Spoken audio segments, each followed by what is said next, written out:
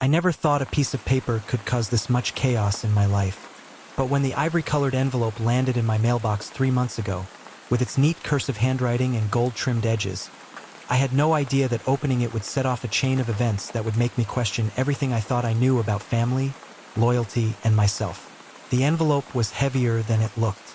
I could feel the quality of the paper before I even slid my finger under the flap. My name was written across the front, Michael Anderson. In handwriting I recognized instantly. It was from my cousin, Lily. Now, I hadn't spoken to Lily in over 5 years. Not because of some huge blowout fight, at least not between the two of us directly. It was more like collateral damage. My parents had a falling out with her parents over money, and we all got caught in the crossfire. For years, family gatherings were tense, and eventually they just stopped happening altogether. So when I saw her handwriting, my first reaction was confusion. My second was a weird flutter in my chest that I tried to ignore. I opened the envelope and pulled out a thick, cream-colored card. It was an invitation to her wedding. I sat down at the kitchen counter, just staring at it. The date was set for late September. The venue was a vineyard about 2 hours away from my place. The design was gorgeous, floral borders, elegant fonts, a little gold wax seal on the RSVP card. It looked expensive, but that wasn't what caught my attention. What caught my attention was the note scribbled on the back in Lily's handwriting. I know it's been a long time. I want you there, Michael. Please. I must have read that line 20 times. That night, I called my mom. Hey, I said, trying to sound casual. So, I got a letter from Lily. The pause on the other end told me everything about how she felt before she even spoke. A letter? Or an invitation? She asked flatly. An invitation, I said, to her wedding. Another pause, then a short, humorless laugh. Well, that's bold. She wrote me a note, said she wanted me there. Of course she did. She probably wants to parade the whole family around and pretend the last decade didn't happen. My mom's voice was sharp, but underneath it I could hear something else. Hurt. She's still my cousin, I said quietly. She stopped being family when her parents screwed us over. Here's the thing. My mom isn't a grudge holder by nature, but when she feels wronged, she digs her heels in deep. 10 years ago, my uncle Lily's dad borrowed a large sum of money from my parents to keep his business afloat. Then he forgot to pay it back. It wasn't just the money. It was the fact that he avoided every conversation about it, dodged calls, and then stopped showing up to family events. My parents felt betrayed. I was 17 at the time, and all I remember is one Christmas where my mom came home in tears after my uncle made some snide remark about how they should move on and stop acting like victims. After that, the family split down the middle, and I guess without really meaning to, I stopped talking to Lily. But the note felt different. I didn't RSVP right away. I kept the invitation on my desk for a week, looking at it every morning before work, wondering if showing up would reopen old wounds or maybe help heal them. Then one Friday night, I got a text from an unknown number. Unknown. Hey, it's Lily. Did you get my invitation? And I guess without really meaning to, I stopped talking to Lily. But the note felt different. I didn't RSVP right away. I kept the invitation on my desk for a week, looking at it every morning before work, wondering if showing up would reopen old wounds or maybe help heal them. Then one Friday night, I got a text from an unknown number. Unknown. Hey, it's Lily. Did you get my invitation? I stared at the screen for a full minute before replying. Mia, I've been meaning to reply. Lily, I really want you to come, Mike. It would mean a lot to me. Me. You sure your parents will be okay with it? Lily. Honestly? No, but it's my wedding, not theirs. That last message tipped the scale for me. The day I sent my RSVP, my mom called. You didn't, she said. I did, I told her. I'm going. There was silence on the other end for a long time. Then she sighed. I can't stop you, but don't expect me to be happy about it. In the weeks leading up to the wedding, things got weird. First, my aunt, Lily's mom, sent me a Facebook friend request out of nowhere. I hadn't spoken to her since I was in high school. Then, I got a call from my dad's younger brother, Uncle Tom, who told me I was walking into a trap and that I should keep my guard up. He wouldn't explain what he meant, and the more I pressed him, the vaguer he got. I brushed it off as family drama paranoia. But the night before the wedding, I got another text from Lily. Lily, just a heads up, things might get tense. Please don't let it ruin the day. That didn't exactly ease my nerves. The wedding venue was beautiful, rolling green hills, grapevines stretching as far as the eye could see, a little white gazebo draped in flowers. When I pulled into the parking lot, I saw faces I hadn't seen in a decade. Some smiled at me, others looked like they'd just bitten into a lemon.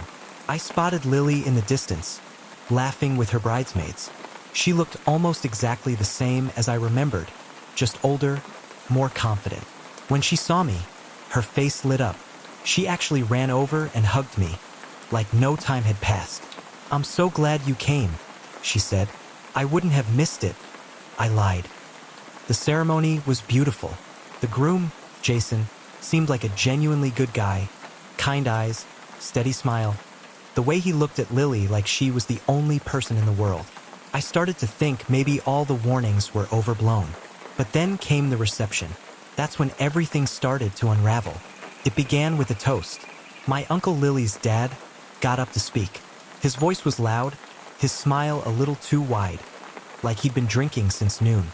He started with the usual stuff, how proud he was, how beautiful Lily looked, how Jason was like a son to him. But then, halfway through, he veered off script. "And you know," he said, "family isn't just about blood. It's about the people who stand by you. Some people in this room forgot that." His eyes swept the crowd, and then, very deliberately, they landed on me. I froze. The whole room seemed to hold its breath. "I won't name names," he continued, "but some folks decided years ago they were better than the rest of us. Thought they could just walk away. But look who's here now, ready to eat our food, drink our wine, and pretend like they belong." A few people chuckled. Others shifted uncomfortably. Lily's smile had vanished. She whispered something to Jason, who immediately stood up and tried to change the subject, but my uncle kept going. "You can't just show up after 10 years and act like your family again. Some bridges, once burned, stay burned." I wanted to sink into the floor. My face felt hot. My hands were clenched so tight my nails dug into my palms. Every instinct told me to get up and leave. But then Lily stood. "Dad," she said sharply. "Enough." He looked at her, surprised. "What?" "I'm just speaking the truth. Not tonight. Not at my wedding." The tension in the room was suffocating. I could feel every pair of eyes on me. And that was when I realized this wasn't going to blow over. This was just the beginning. It was 2 days later when the next blow came, and this time it didn't come in the form of a phone call from Mom or a cryptic text from one of my cousins. It came from Mark himself. He showed up at my apartment without warning, pounding on the door like he owned the place. I hesitated before answering because a big part of me wanted to just pretend I wasn't home. But another part of me knew that if I didn't deal with him face to face, he'd just keep showing up or escalate somehow. When I opened the door, he pushed past me without asking, like we were still teenagers and I was the little brother he could boss around. "We need to talk," he said, pacing in the middle of my living room like a man about to give a presentation to a hostile boardroom. "Actually," I said, keeping my voice calm, "we don't. You've said enough already. Don't start with that," he snapped. "You're making this into something it's not. You're acting like I'm some kind of—" He stopped short, like he realized saying the word asshole would somehow be admitting guilt. I crossed my arms. "You are acting like one, Mark.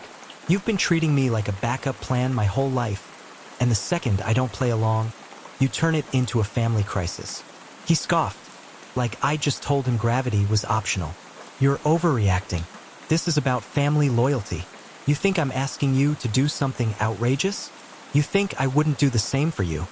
That was the kicker, because deep down, I knew he wouldn't. If our roles were reversed, Mark would find a dozen reasons why he couldn't possibly inconvenience himself. He'd make it sound like I was crazy for even asking. "You're not listening," I said. "It's not about whether it's possible. It's about the way you've handled it. You didn't ask me, you told me. And when I said no, you ran to Mom and made it sound like I was betraying you. That's because you are..." He shot back, stepping closer. "You're making me look bad to the whole family." I stared at him, feeling that mix of anger and disbelief again. The one you get when someone is so wrapped up in their own narrative that they can't see how insane they sound. "You're making yourself look bad, Mark. I'm just not covering for you this time." He shook his head like I was the one being unreasonable. "You always do this. Turn everything into some moral crusade so you can feel superior. Newsflash. Life isn't black and white." "No," I said slowly, "but respect is. And right now, you're showing me you have none for me." There was a long pause where he just stood there, breathing hard, like he was weighing whether to keep fighting or storm out. Finally, he muttered something under his breath, probably an insult, and walked to the door. Before he left, he turned back and said, "You're gonna regret this. When you need me, remember this moment." I didn't even respond. I just closed the door behind him and locked it. The fallout was immediate. Mom called again that night, but this time she wasn't just disappointed. She was angry. "I can't believe you treat your brother like this," she said. "Do you think family is just optional? Do you think you can pick and choose when it's convenient?" I bit back the dozen sarcastic responses that came to mind and instead said, "I think family should be a two-way street, Mom, and I'm done being the only one driving." She sighed like I was exhausting her. "You've changed. Ever since you moved out, you've been distant." "I've been boundaried," I corrected. "There's a difference." But she wasn't hearing it. She launched into a speech about how I owed Mark because he'd looked out for me when we were kids. And sure, there were moments where he'd stepped up, but for every time he'd defended me from some schoolyard bully, there were 5 times he'd thrown me under the bus when it benefited him. I told her I wasn't going to change my mind, and she hung up on me. What I wasn't expecting was how quickly the rest of the family picked sides. My Aunt Linda texted me a long paragraph about keeping the peace and how grudges aren't worth it. Uncle Rob called to say he didn't want to get involved, but then proceeded to tell me how he thought I was in the wrong. Even my cousin Jess, who'd confided in me before about how manipulative Mark could be, sent me a lukewarm, "I hope you two work it out." It was like nobody wanted to acknowledge that maybe Mark was the problem because that would mean confronting him. And that's something no one in my family ever wants to do. The real kicker, though, came a week later. I was at the grocery store, halfway through loading my cart, when I spotted Mark 2 aisles over. He saw me immediately, but instead of ignoring me like a normal person, he walked right over and started loudly telling me, in front of strangers, how petty I was being. I froze, partly because I hate public confrontations, but mostly because I couldn't believe he was willing to air this out here. People were literally stopping to watch. "You're embarrassing yourself," I told him quietly. "No," he said, "you're embarrassing yourself. You're making the whole family look bad." Something in me snapped then, not in a shouting, dramatic way, but in a cold, final way. "Mark," I said, "I don't care what you tell the family anymore. I'm done. Stop calling, stop showing up, and stop pretending we're going to work this out. We're not." His face went red, like he wasn't used to me setting that kind of boundary. He muttered something about how I was dead to him and walked away. And as much as it hurt, I felt lighter. That night, I blocked his number. Then I blocked Mom's. Then I sat on my couch, staring at my phone, and realized how quiet my life suddenly was. It was strange, but for the first time in years, I felt like I could breathe. The weeks that followed were a strange mix of relief, tension, and an awkward kind of rebuilding. My brother hadn't spoken to me directly since that night, but he wasn't avoiding me either. We'd cross paths at Mom's house, exchange short greetings, and then drift into different rooms like 2 magnets flipped the wrong way. I wanted to believe we were inching toward normal, but there was still that jagged space between us, sharp edges that could cut if we weren't careful. Sarah kept her distance, which honestly was the best possible outcome. I'd see her name pop up on mutual friends' posts, sometimes tagged at events or dinners. She never reached out to me, and I never reached out to her. I still caught myself replaying her words sometimes. That calm way she'd explained her feelings for me, like she was describing the weather. It didn't feel like heartbreak exactly. More like losing a chance you never knew you wanted until it was gone. Mom was the one who tried to bridge the gap. She'd accidentally invite both of us over for Sunday lunch, or call me to say she needed help fixing a shelf, only to have my brother already there holding a hammer. The first few times, the tension was so thick you could have sliced it, but over time, the sharpness dulled. We'd end up in the same conversation about football or fixing Dad's old car, and for a few minutes, it felt like before. One afternoon, I came home to find my brother sitting on my porch steps, elbows on his knees, staring at the ground. My stomach tightened. He looked up when I got closer and gave me this half smile that didn't quite reach his eyes. "Got a minute?" he asked. I nodded, unlocking the door and holding it open. Inside, he didn't sit. He just paced a bit, rubbing the back of his neck like he was trying to work up the courage to say something. Finally, he stopped and faced me. "I'm still mad," he said, voice low. "But I've been thinking, you could have made this worse. You didn't, and I keep remembering all the crap we've been through. When Dad left, when I broke my arm, when I couldn't make rent. You had my back every time. I don't want to lose my brother over this." It hit me harder than I expected. I swallowed, feeling that tight, hot pressure behind my eyes. "I'm sorry," I said. "I didn't mean for any of it to happen. I wasn't looking for it. And I swear, I'd never crossed that line." He nodded slowly, like he was testing the weight of my words. "I believe you. Just let's keep our distance from her, yeah? For both our sakes." "Yeah," I said immediately. "Absolutely." We didn't hug. It wasn't that kind of moment. But when he left, I felt lighter. Not fixed, not perfect, but lighter. The real test came a month later. I was at a friend's barbecue when Sarah walked in. I froze for a split second, beer halfway to my lips. She saw me, gave a polite nod, and then got pulled into a conversation across the yard. I stayed where I was, talking to whoever was nearest, never crossing the invisible boundary we'd both seemed to agree on. That night, I went home feeling oddly proud of myself, like I'd passed a quiet, unspoken exam. Time kept moving. My brother and I slowly found our rhythm again. We'd send each other dumb memes, grab a beer after work, argue about sports. The topic of Sarah never came up, and I preferred it that way. It wasn't erasing the past, but it was building something new over it, strong enough to stand on. Sometimes I wonder how close I came to losing everything. If I'd made one wrong move, or if Sarah hadn't pulled back when she did, my family could have been shattered. It's a thought that still makes my chest tighten. But maybe that's the point. Some lines exist for a reason, and once you see how close you are to crossing them, you don't ever want to be there again. And as for my brother, well, he's still my brother. We're still us. And that's worth more than anything I almost risked. Subscribe for more real-life stories you can't stop listening to. You won't want to miss the next one. I never thought I'd be the guy sitting in front of a screen writing out a relationship story for strangers on the internet, but here I am. And honestly, I'm still not sure if I'm looking for advice, validation, or just somewhere to dump the insanity that's been my life for the past few months. For context, I'm 29, working as a paramedic in upstate New York. My girlfriend, Emily, is 27. We've been together for just under 2 years, and for the most part, our relationship has been solid. She's smart, driven, funny in this dry, sarcastic way that catches people off guard. We met at a friend's engagement party, one of those, I don't really want to go, but I'll show up for an hour kind of nights, and ended up talking for almost 4 hours straight. I left with her number and a gut feeling that she was going to be important. Emily comes from a totally different background than me.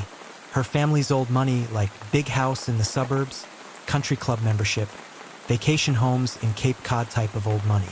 She's never been spoiled or bratty about it, though. If anything, she's worked hard to be independent. She has her own apartment, a job in marketing, and she doesn't take handouts from her parents. But there's one thing I learned pretty quickly. Her mom, Victoria, is intense. The first time I met her was at Emily's birthday dinner. Victoria swept into the restaurant like she owned the place. Perfect hair, designer dress, perfume so strong you could smell it before you saw her. She hugged Emily, kissed her on both cheeks, then turned to me and gave me this once-over like she was appraising a piece of furniture she wasn't sure would fit in her living room. Her dad, Mark, was chill. He shook my hand, asked about my job, seemed genuinely interested. But Victoria? She made little comments the entire night. "Oh, paramedic? That must be rewarding," she said, in a tone that made it sound like rewarding was code for barely pays the bills. When I mentioned I lived in a small 2-bedroom apartment, she smiled and said, "How cozy." Emily caught my eye a couple of times and gave me these subtle, "I'm sorry" looks. I didn't take it personally. Some parents are just protective, right?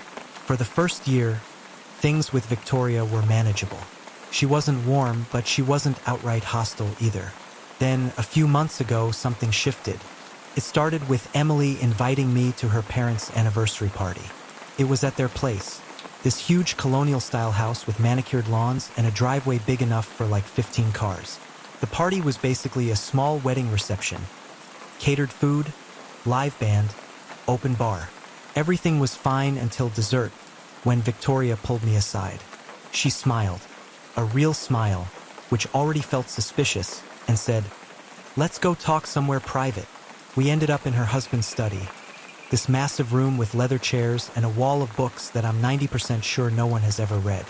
She closed the door behind us and, without any small talk, said, "I think it's time you and Emily go your separate ways." I just stared at her. "I'm sorry, what? I like you, don't get me wrong," she continued, in the exact tone people use when they're about to tell you they absolutely do not like you. "But Emily, she's destined for a certain kind of life, and I'm not sure you can give that to her." I laughed because I honestly thought she was joking. "We're happy, Victoria. I'm not sure why." She cut me off by pulling an envelope out of her purse and setting it on the desk between us. "I'm prepared to make this worth your while," she said. I swear my brain short-circuited for a second. "Are you offering me money to break up with your daughter?" "Not to break up," she said smoothly. "To step aside. Let her find someone who can give her the life she deserves." I didn't even touch the envelope. "Victoria, that's not happening. I love Emily. I'm not walking away because you don't approve of my bank account." Her smile faltered. "You think this is about money?" "Yes," I said flatly. She leaned back in her chair, crossing her arms. "It's about compatibility. Emily grew up with certain expectations. You work long hours, you're never home, and, forgive me, but your world is chaotic. That's not stability." I could feel my pulse in my ears. "My job is saving people's lives. That's as stable as it gets in terms of purpose." Victoria sighed like I was a stubborn child. "You'll think about it. I'm not the enemy here." I left the room without the envelope, found Emily, and told her we had to go. She knew something was wrong but didn't press me until we were in the car. When I told her what happened, she was furious, but not surprised. Apparently, Victoria had pulled similar stunts with her college boyfriend and even one of her high school boyfriends. "I'll handle her," Emily said through clenched teeth. But the thing is, handling her didn't go the way I expected. For the next couple of weeks, Victoria was on her best behavior. No snide comments, no icy stares. She even invited me to brunch. I thought maybe Emily's talk with her had worked. Then I found out she'd gone behind Emily's back and reached out to one of my coworkers. His name's Chris, and he's been on my shift for years.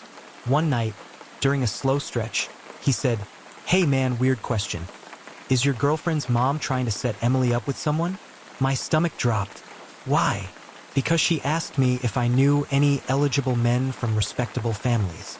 Couldn't believe it. She wasn't just trying to pay me off. She was actively trying to replace me. That's when I realized this wasn't going to be a one-time conversation I could shut down. This was going to be a war.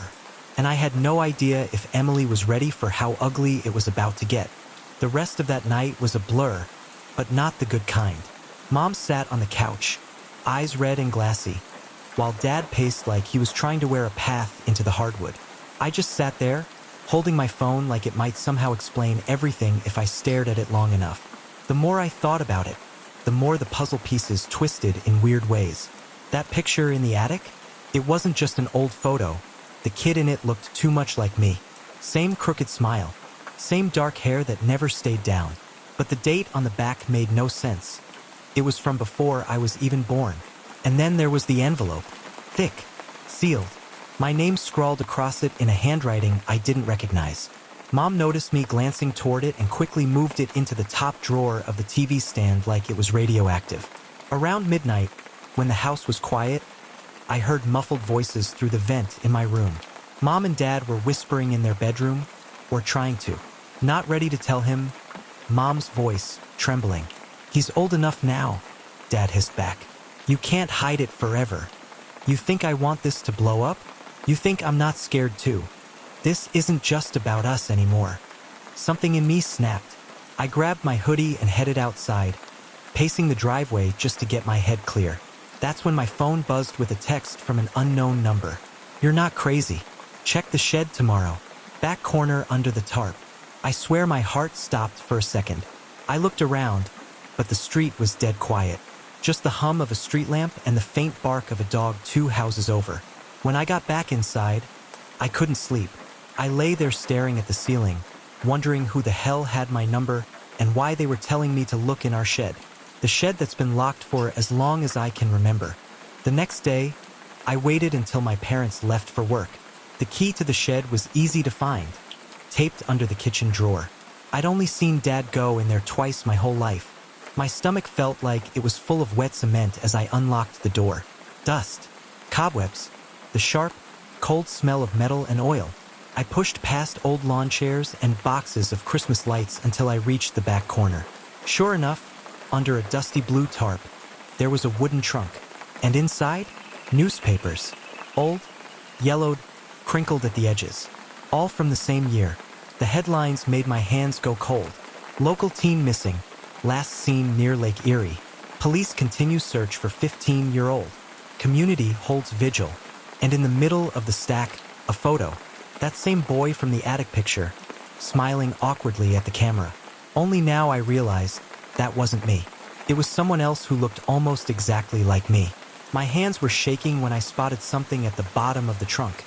A manila folder with my mom's name on it. Inside were police reports, witness statements, and something else that made my stomach twist. A birth certificate. Not mine, but with my birthday. Only, the name wasn't mine. And before I could process any of it, I heard the crunch of tires on the driveway. My parents were home early. When Sunday rolled around, I woke up to the smell of cinnamon rolls. Mom hadn't baked those in years, and the last time she did, it was for my college graduation brunch. I padded downstairs and saw her pulling a tray out of the oven, her hair tied up, looking tired but lighter somehow. "Morning," she said, a little cautiously.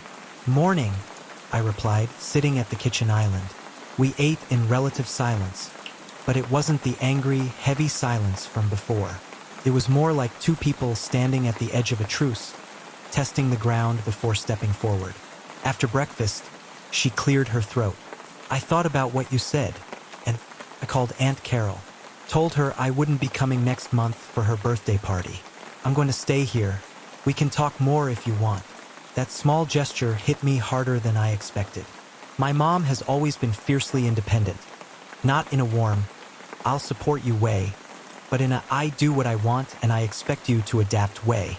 For her to choose to stay, it meant she was at least willing to try. We spent most of the afternoon going through old photo albums together. It wasn't some magical all is forgiven moment. There were still landmines between us. Moments where I could feel my temper rise or hers bristle, but we managed to navigate around them. Then, just as she was heading upstairs for the night, she paused on the stairs and turned to me.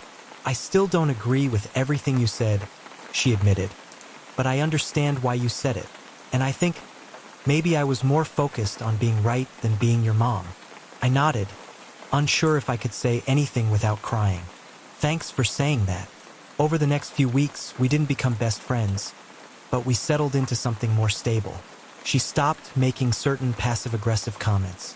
I stopped avoiding the kitchen when she was in it. We even had a few dinners that ended in actual laughter instead of someone storming off. It wasn't perfect, but it was progress. And for once, that felt like enough.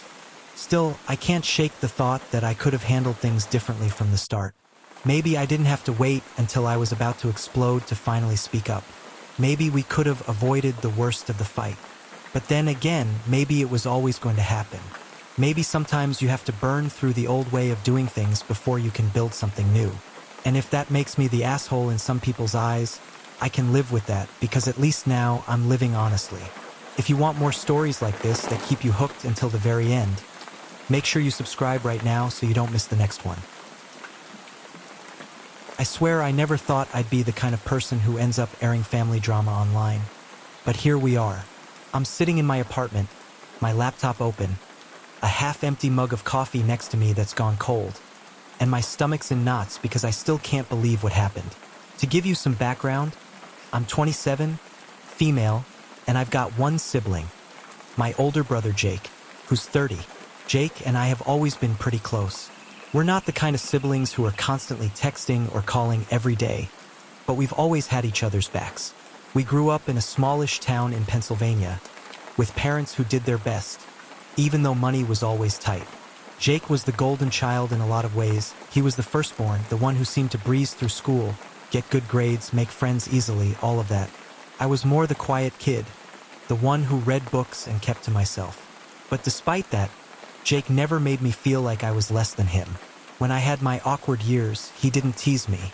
When I was heartbroken after my first relationship fell apart in college, he showed up with pizza and beer and sat with me for hours without making me talk about it. He's just Jake, my brother, my person. That's why this whole thing has messed with my head so much. Jake met Melissa about 3 years ago. She's 28, and at first glance, she seems like the kind of person you'd want to be friends with. Bubbly, outgoing, always put together. She's got that type of charisma that makes people notice her the second she walks into a room. The first time I met her, it was at a family barbecue. She was wearing this bright yellow sundress and big sunglasses, and she gave me this huge hug like we'd known each other forever. I remember thinking, wow, Jake's really lucky. The first few months, I liked her. She was funny. She asked questions about my life, and she'd send me random TikToks she thought I'd like. But after a while, little things started to feel off. I can't pinpoint exactly when it began, but Melissa had this habit of making jokes that weren't really jokes. Like, she'd comment on how I was still single at 26, or she'd make a little dig about my job. I'm a freelance graphic designer, saying things like, must be nice to just sit in pajamas all day and doodle. First, I brushed it off. I've always been the type to avoid confrontation, and honestly, I figured maybe she was just teasing and didn't realize it was rubbing me the wrong way. But as time went on, the digs got more frequent. It also became pretty clear that Melissa liked to be the center of attention. Whenever we had family dinners, somehow the conversation would circle back to her, her job, her friends, her latest yoga retreat. And that's fine. I get that some people are naturally talkative. But it wasn't just that. She'd also cut me off when I was talking, or redirect conversations if I brought something up. Jake didn't seem to notice, or maybe he just didn't think it was a big deal.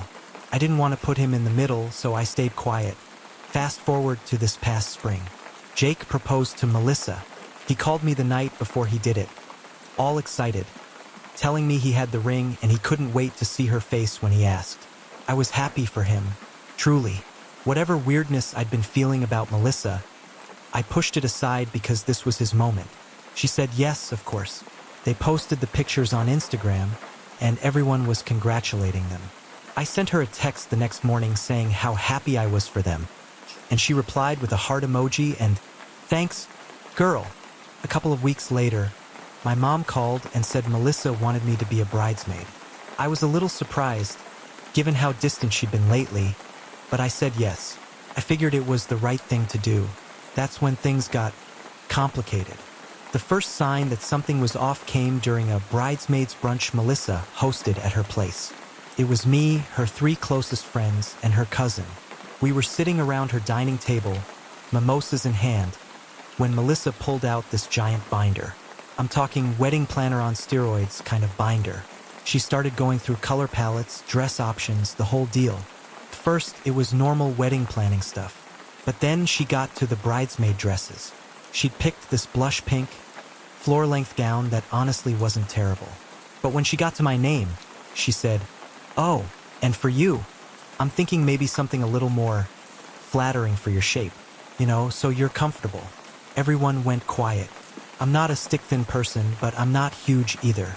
I'm a size 12, curvy, and I'm fine with that. But the way she said it, like I was some problem she had to work around, it stung. I laughed it off and said I'd be fine in whatever dress the others wore. But she insisted we'd talk about it later. Then came the seating chart. A couple weeks later, Jake and I were hanging out at our parents' house when Melissa showed up with her binder again. She started showing my mom the seating arrangements, and I noticed my name wasn't at the family table. Instead, I was placed at a table with some random friends of hers I didn't know. When I asked about it, she smiled and said, "Oh, I just thought it'd be fun for you to meet some new people. The family table's already pretty full and, it's mostly for family." I literally froze. I am family. I'm Jake's only sibling. Before I could say anything, Jake jumped in and said, "Babe, she's my sister. She should be at the family table." Melissa did this little fake laugh and said, "Oh my God, of course. I was just thinking logistically, but we can totally move things around." It felt like she'd been testing the waters, seeing how far she could push me out before someone noticed. The final straw, at least for part one of this mess, happened last month. My parents threw Jake and Melissa an engagement party. I'd offered to help set up, and Melissa said sure, so I got there early. I was arranging flowers when I overheard her talking to her maid of honor in the kitchen. She didn't know I was there. She said, "Honestly, I'm kind of glad Jake doesn't hang out with his sister that much anymore. She's just a downer, and she doesn't really fit with our vibe, I just stood there, gripping the counter, my heart pounding. This wasn't teasing anymore. This wasn't harmless wedding stress. She wanted me gone, out of Jake's life, or at least shoved so far to the sidelines that I'd barely exist in his new family. And the worst part? I don't know if Jake realizes it. I wish I could say I confronted Melissa right then and there in the kitchen, called her out in front of her maid of honor, and walked out like some badass in a movie. But that's not me. That's never been me. Instead, I finished arranging the damn flowers, plastered on a smile, and went through the whole party acting like nothing happened. The whole time, though, her words were running laps in my head. A downer doesn't fit our vibe. Like I was some thrift store sweater she didn't want to be seen in. The rest of that night was a blur. People mingled, drank champagne, took pictures. Jake gave a little speech thanking everyone for coming, and Melissa clung to his arm like she was posing for a magazine cover. I stayed in the background, smiling when people looked my way, but inside, I felt like someone had just quietly locked me out of my own house. When I got home that night, I sat on the couch for hours, staring at my phone, trying to figure out what to do. I could tell Jake what I overheard, but I knew how that conversation would go. He'd either downplay it or think I was overreacting. He's in full wedding brain mode right now. Melissa could probably set our parents' living room on fire, and Jake would just say, "She's stressed, it's not a big deal." So I didn't tell him. Not yet. A week later, I got a text from Melissa asking if I could help with another wedding errand. That's how she phrased it. Not "would you like to," but "can you help?" Against my better judgment, I said yes. She wanted to meet at this boutique bridal shop downtown, supposedly to help her pick accessories. But when I got there, she was already trying on another wedding dress. "I thought you already bought one," I said, trying to sound casual. "Oh, I did," she said, smoothing the fabric down in front of the mirror. "But, it's always fun to try a few more, just in case." Then she turned to me, tilted her head, and said, "You should really think about freshening up your look before the wedding. Maybe a different hairstyle, something softer, more approachable." I laughed, like an awkward, confused laugh, and said, "Approachable? What does that even mean?" She just smiled and went back to admiring herself in the mirror. The entire rest of the hour, she kept dropping little comments. Not outright insults, just enough to make me feel like I was being quietly measured and found lacking. By the time I left, I was biting my tongue so hard it hurt. 2 days later, my mom called me. She sounded hesitant. "Honey," she said, Melissa mentioned something about you maybe not being a bridesmaid anymore? Is that true? I almost dropped my phone. What? No, she hasn't said anything to me about that. Well, my mom said carefully. Melissa told me she was worried about the number of bridesmaids and trying to keep the aesthetic balanced, and that maybe you'd be happier just being a guest so you wouldn't feel stressed. I sat there in silence for a good 10 seconds. Mom, that's not her trying to make me comfortable. That's her trying to push me out. My mom didn't respond right away, which told me she knew I was right. The next time I saw Jake, it was at his apartment. Melissa wasn't home, so I decided to test the waters. I told him what Mom had said and asked if he knew anything about it. Jake frowned. No, she didn't say that to me. Are you sure you're not just misunderstanding her? There it was. The sentence I knew was coming.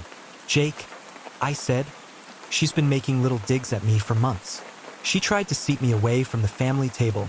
She made comments about my body. She's now apparently talking about kicking me out of the bridal party. And I overheard her at the engagement party saying she's glad we don't hang out that much anymore. Jake leaned back on the couch, rubbing his face. Look, she can be blunt sometimes, but she's stressed. The wedding's a lot. I'm sure she doesn't mean anything by it. I wanted to scream. Jake, this isn't just blunt. This is her trying to edge me out of your life. And you're letting her. His jaw tightened. That's not fair. We went in circles for another 15 minutes, neither of us convincing the other. I left feeling more defeated than angry. After that conversation, things got even more awkward. Melissa stopped texting me altogether, except for one group message about bridal shower plans. My mom tried to keep the peace, inviting me to lunch with them occasionally, but it was obvious Melissa wasn't thrilled when I showed up. Then came the bridal shower. It was at a country club, all white tablecloths and pastel decorations. I walked in, gift in hand, and immediately felt like I'd crashed the wrong party. Almost every conversation stopped when I approached. Melissa barely looked at me, except to give me a polite smile that didn't reach her eyes. During the gift opening, she made a point of reading the cards out loud for every gift except mine. She just opened it, glanced at the card, and set it aside without a word. People noticed. I noticed. Afterward, as people were mingling, I overheard her again. This time she was talking to her cousin, and she didn't bother lowering her voice much. She just doesn't get us, Melissa said. I mean, Jake's starting a whole new chapter, and she's still stuck in her little bubble. She doesn't even seem happy for us. I left before dessert. Now here's where things took a turn I wasn't expecting. 2 nights later, I got a text from Melissa. It said, "Hey, can we talk? Just us." I almost didn't respond, but curiosity, and maybe a little masochism, got the better of me. We met at a coffee shop the next afternoon. She started with small talk, then finally leaned forward and said, "I think we should be honest with each other. I don't think we're ever going to be close, and that's fine. But I also don't think you're good for Jake right now. You hold him back. You keep him tied to the past when he's trying to move forward." I stared at her. "Are you seriously telling me you want me out of his life?" She shrugged. "I'm telling you I want what's best for him, and that's not you hovering around." I actually laughed, like an incredulous, is this real life laugh. "Melissa, I'm his sister. That's not changing. You marrying him doesn't erase me." She just smiled, like she knew something I didn't, and said, "We'll see." I left shaking with anger, and now I'm at a crossroads. Do I tell Jake exactly what she said? Do I make him see what she's doing? Or do I let him find out the hard way? Because if I push too hard, I'm afraid he'll just dig in his heels and defend her even more. The wedding's in 6 weeks, and I have a feeling this is only going to get uglier. The 6 weeks leading up to the wedding were some of the most uncomfortable weeks of my life. Melissa barely acknowledged me in group settings. Jake acted like everything was fine, but he stopped reaching out as much. And my parents, they were caught in the middle, trying to keep the peace but also quietly worried about the tension. I spent a lot of that time debating my next move. I could go full scorched earth and tell Jake every single thing Melissa had said and done, or I could grit my teeth, show up for the wedding, and hope he eventually figured it out on his own. But every time I thought about staying quiet, I remembered her smirking across that coffee shop table, saying, "We'll see." She wasn't bluffing. She was making it her mission to push me out. And if I didn't stand up for myself, she'd win. The rehearsal dinner was the first real showdown. It was at this fancy Italian restaurant downtown, the kind with candlelit tables and waiters in suits. Everyone was dressed up, sipping wine, laughing, except me. I wasn't exactly in the mood for laughter. Melissa was in full performance mode, working the room, touching Jake's arm every 5 seconds, making these loud, charming jokes. Then she decided to go around the room giving little thank you speeches to people. When she got to me, she said, "I kid you not, and to my name, Jake's sister, who's always been present." Present. That's all I got. A couple of people laughed awkwardly, like maybe they thought it was a joke. I just smiled tightly and took a sip of my wine.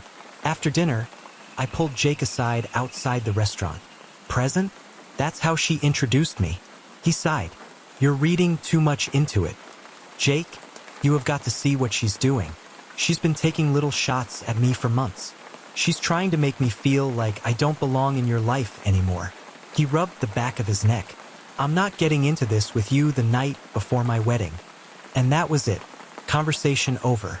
The next day, wedding day, I woke up with this pit in my stomach. I'd been moved back to bridesmaid status after my mom intervened, but I was definitely the odd one out. The other bridesmaids were Melissa's best friends, all whispering and giggling together while I sat alone doing my makeup. At one point, I went to grab some water from the kitchen area in the bridal suite and overheard Melissa talking to her maid of honor. "After today," she said, "I don't want to deal with her anymore. I'm not going to let her drag Jake down. We'll keep things civil at holidays, but that's it." That was the moment something inside me snapped. I didn't cause a scene right then. I went through the ceremony, smiling for the photos, holding my bouquet. I stood next to Jake as he said his vows, watched him kiss her, and tried not to think about how this woman had basically declared war on me. It wasn't until the reception that I finally decided I was done staying quiet. Dinner had just finished, and it was time for speeches. The maid of honor went first, telling some cutesy story about meeting Melissa in college. Then Jake's best man gave a funny speech about their high school days. And then it was my turn. I hadn't been planning on giving a speech, but the DJ announced me anyway, and everyone turned to look. My heart was pounding, but I walked up, took the microphone, and smiled. "Hi, I'm my name, Jake's sister." I wasn't actually planning to say anything tonight, but there are a few things I think need to be said. You could feel the room shift. I've known Jake my whole life, literally, and I've always known him to be kind, loyal, and fiercely protective of the people he loves. He's been there for me in ways I can't even explain, and I've always wanted to be there for him too. But the truth is, over the past year, I felt like I've been slowly erased from his life. Like I've been treated as some kind of inconvenience instead of his family. There were murmurs. Melissa's face was frozen in this tight smile. "I'm not going to get into every detail tonight. This is your day, Jake, but I want you to remember something. Family isn't something you trade in for a newer model. It's not something you push aside because it doesn't fit the vibe. I love you, Jake, always will, and I hope you never let anyone make you forget that." I set the mic down and walked off. The rest of the night was tense, to say the least. Melissa barely looked at me. Jake avoided me for the first half of the reception, but later, after a few drinks, he found me. "That speech," he said, "was a lot." "It was honest," I replied. He didn't argue. He just looked conflicted. For the next few months, things were awkward. Jake and I talked less. Melissa kept her distance. But then something happened. They had their first big fight. I don't know all the details, but Jake showed up at my apartment one night looking exhausted. We talked for hours, and for the first time, I think he saw it. He saw how she'd been trying to isolate him. He didn't admit it outright, but he didn't have to. I could tell. They're still together for now, but the dynamic has shifted. Jake makes more of an effort to see me, to call me, to make sure I'm included. And Melissa, she tolerates me, but she knows I'm not going anywhere. Because I'm his sister, and no matter how much she wanted to replace me, That's one role she can't fill. If you liked this story, don't forget to follow and subscribe. There's plenty more where this came from, and you don't want to miss the next one. Your support keeps these stories coming, so hit that button and stay tuned. If you've ever been in that strange, bittersweet stage of life where you realize the people you trust the most might be hiding entire worlds from you, you'll understand exactly where I'm coming from. This all started at what should have been one of the happiest times in my life. I had just gotten engaged. Not in that romantic movie, slow dance in the rain kind of way. It was quieter, more private. My fiancé, Mark, proposed in our living room with takeout containers from my favorite Thai place scattered across the coffee table.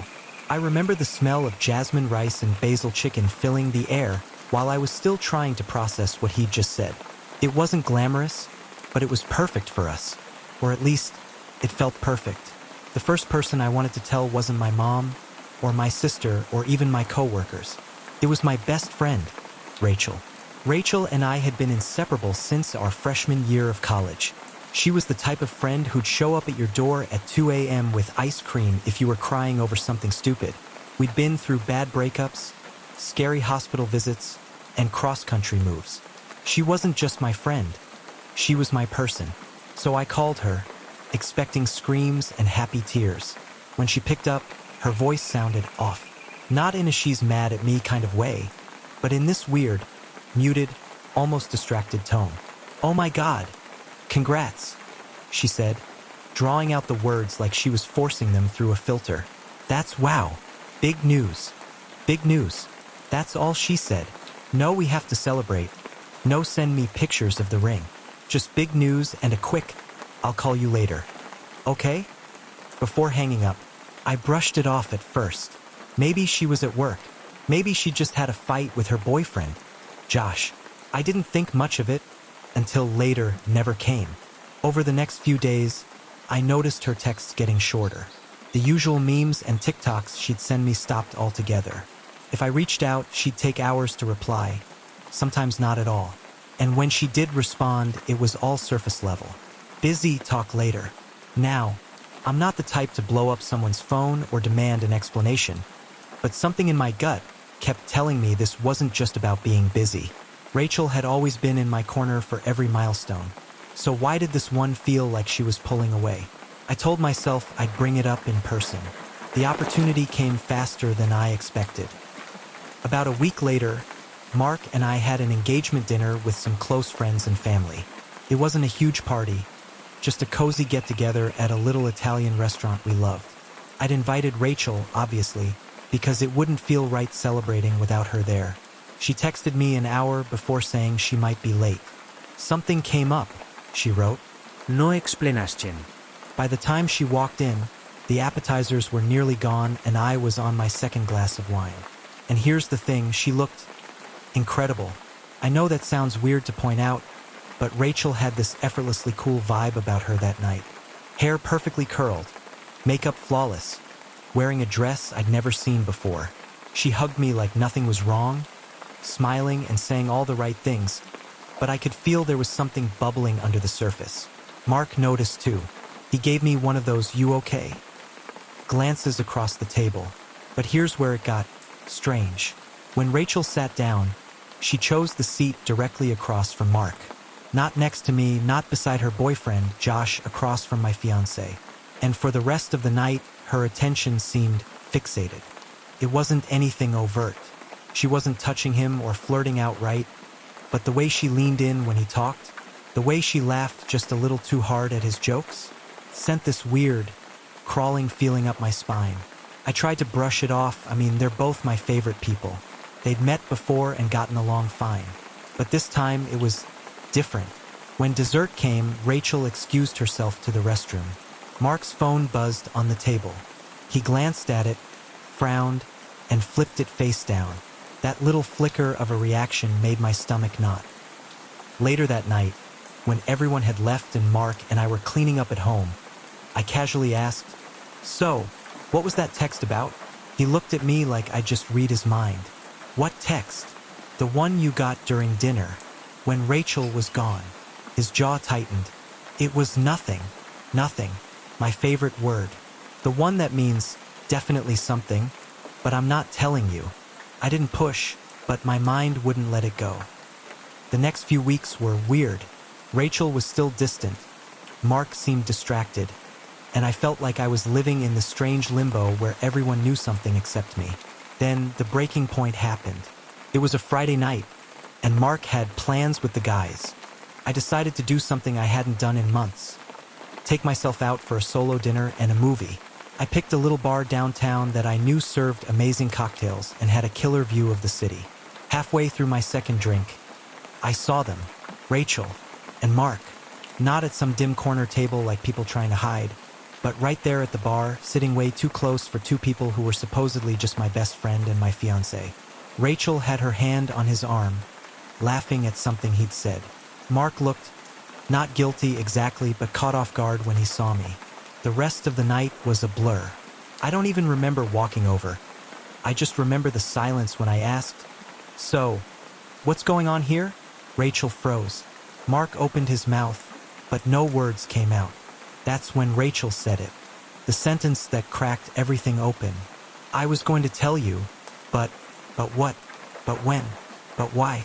She didn't finish the sentence. She didn't need to. That was the moment I realized. Whatever this was, it wasn't nothing. I wish I could tell you I calmly walked away and handled it with grace. But the truth? I left that bar shaking, my head buzzing with 1,000 possibilities. None of them good.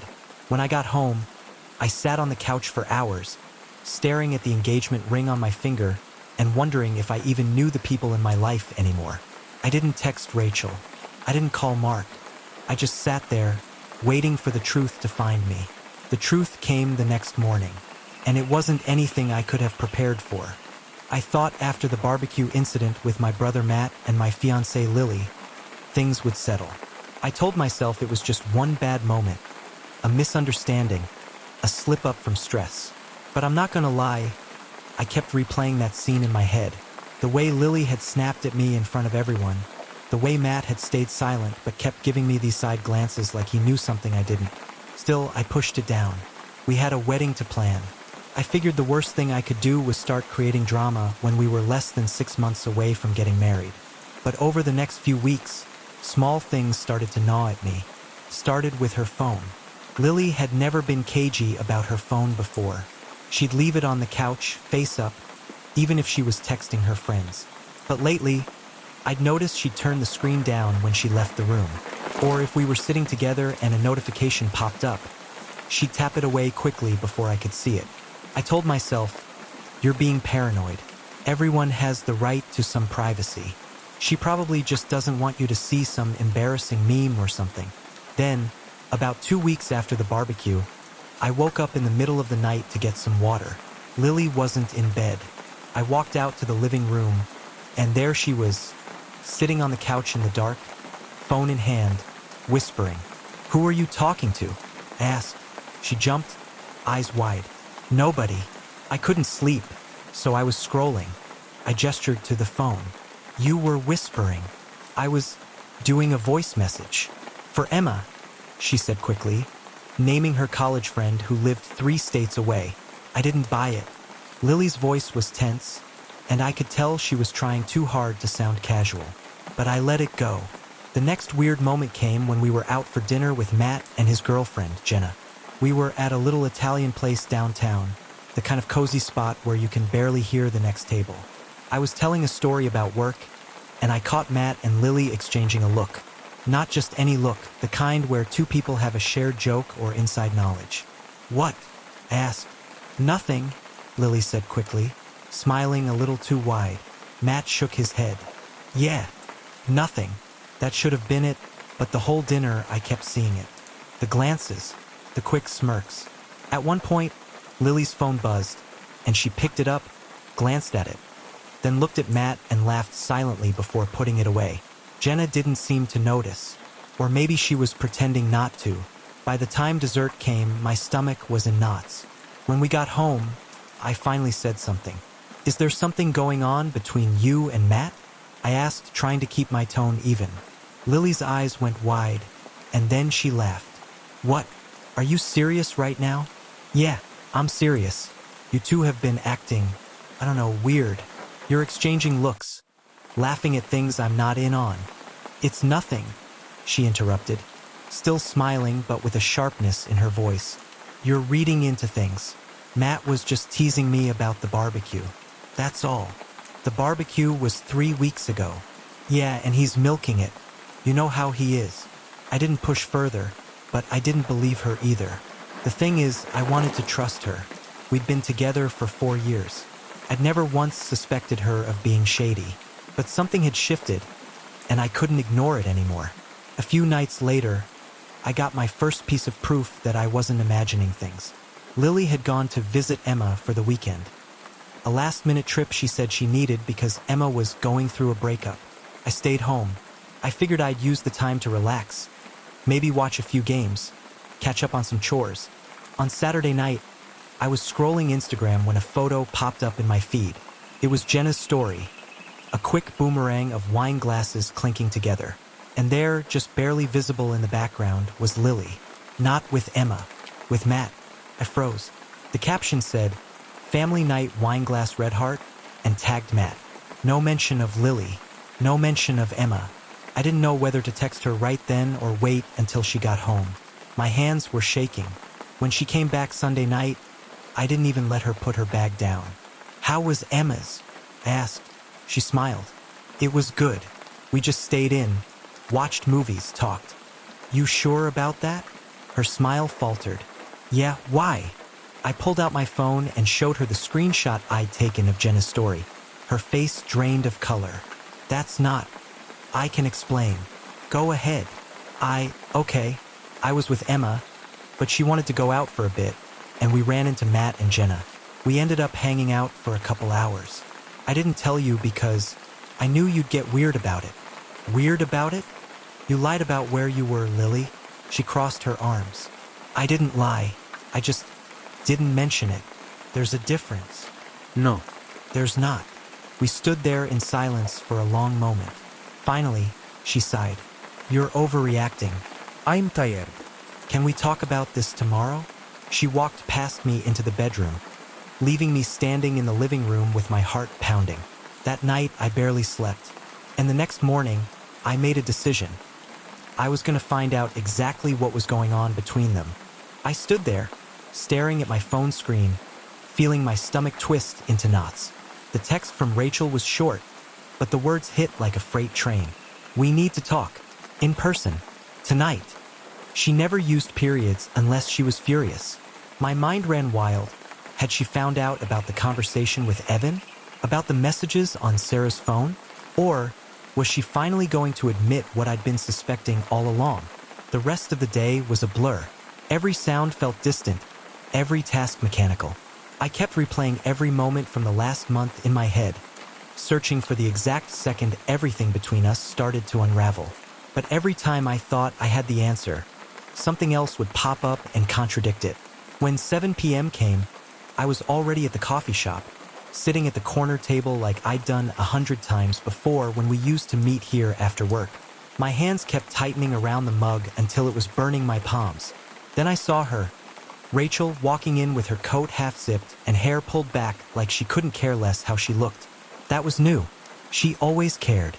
She sat down across from me, her eyes locked on mine in that way people do when they've already decided how this conversation is going to end. "Before you start," she said, her voice flat, "I want to know if you're going to be honest with me tonight." I swallowed. "I will. But that has to go both ways." Her jaw tightened, and she leaned back in her chair. "Fine. Let's get to it then." And just like that, the air between us turned into a minefield. Every sentence felt like stepping closer to something I wasn't ready to see blow up. "I know about Evan," she finally said. I blinked. "What exactly do you know about Evan?" "That you've been talking to him. That you've been asking him about me. That you've been digging into things you shouldn't be digging into." Her voice wasn't shaking. That scared me more than if she had been yelling. I leaned forward. "Rachel, I've been digging because something's been off for months. You come home late. You've been glued to your phone. You don't look at me the same way. That's rich coming from you?" She cut in, her eyes narrowing. You've been more distant than I have. You've been keeping things from me too. Don't play the victim. Something in me snapped. Keeping what from you? Rachel, I've been trying to figure out if I'm losing my mind or if I stopped myself. My voice dropped. Or if you're already gone. Her lips pressed into a thin line, and she looked away, out the window like the streetlights were suddenly fascinating. That's when I knew. The kind of knowing you don't need confirmed because it's written in every flicker of their expression. I exhaled, slow. It's him, isn't it? She didn't answer right away. Then she looked back at me, her eyes glassy but her voice still steady. It started because I was lonely, because you stopped noticing me, because every conversation felt like an argument waiting to happen. And Evan, he listened. The sound of his name coming from her mouth made my skin crawl. How long? I asked. She hesitated, which told me more than her answer ever could. A few months. I sat back, the chair creaking under me. So while I was wondering if you were okay, while I was blaming myself, you were... My voice cracked before I could finish. She reached across the table, but I pulled my hand back. Don't, I said, and the word came out sharper than I intended. Here's the thing, I thought I'd break down in that moment. I thought I'd be the one begging her to fix it, to go back to the way things were. But instead, a strange calm settled over me. The kind you only feel when you realize the worst thing you could imagine has already happened, and you survived it without even noticing. You came here tonight to tell me or to justify it? I asked.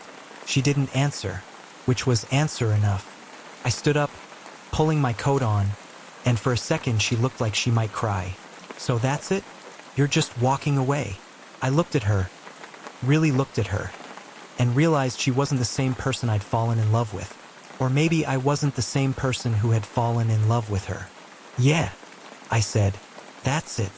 And as I walked out of the coffee shop into the cold night air, I realized something that made me stop in my tracks. Evan hadn't been sitting at home waiting for her this whole time. I knew exactly where he was tonight because I'd made sure of it.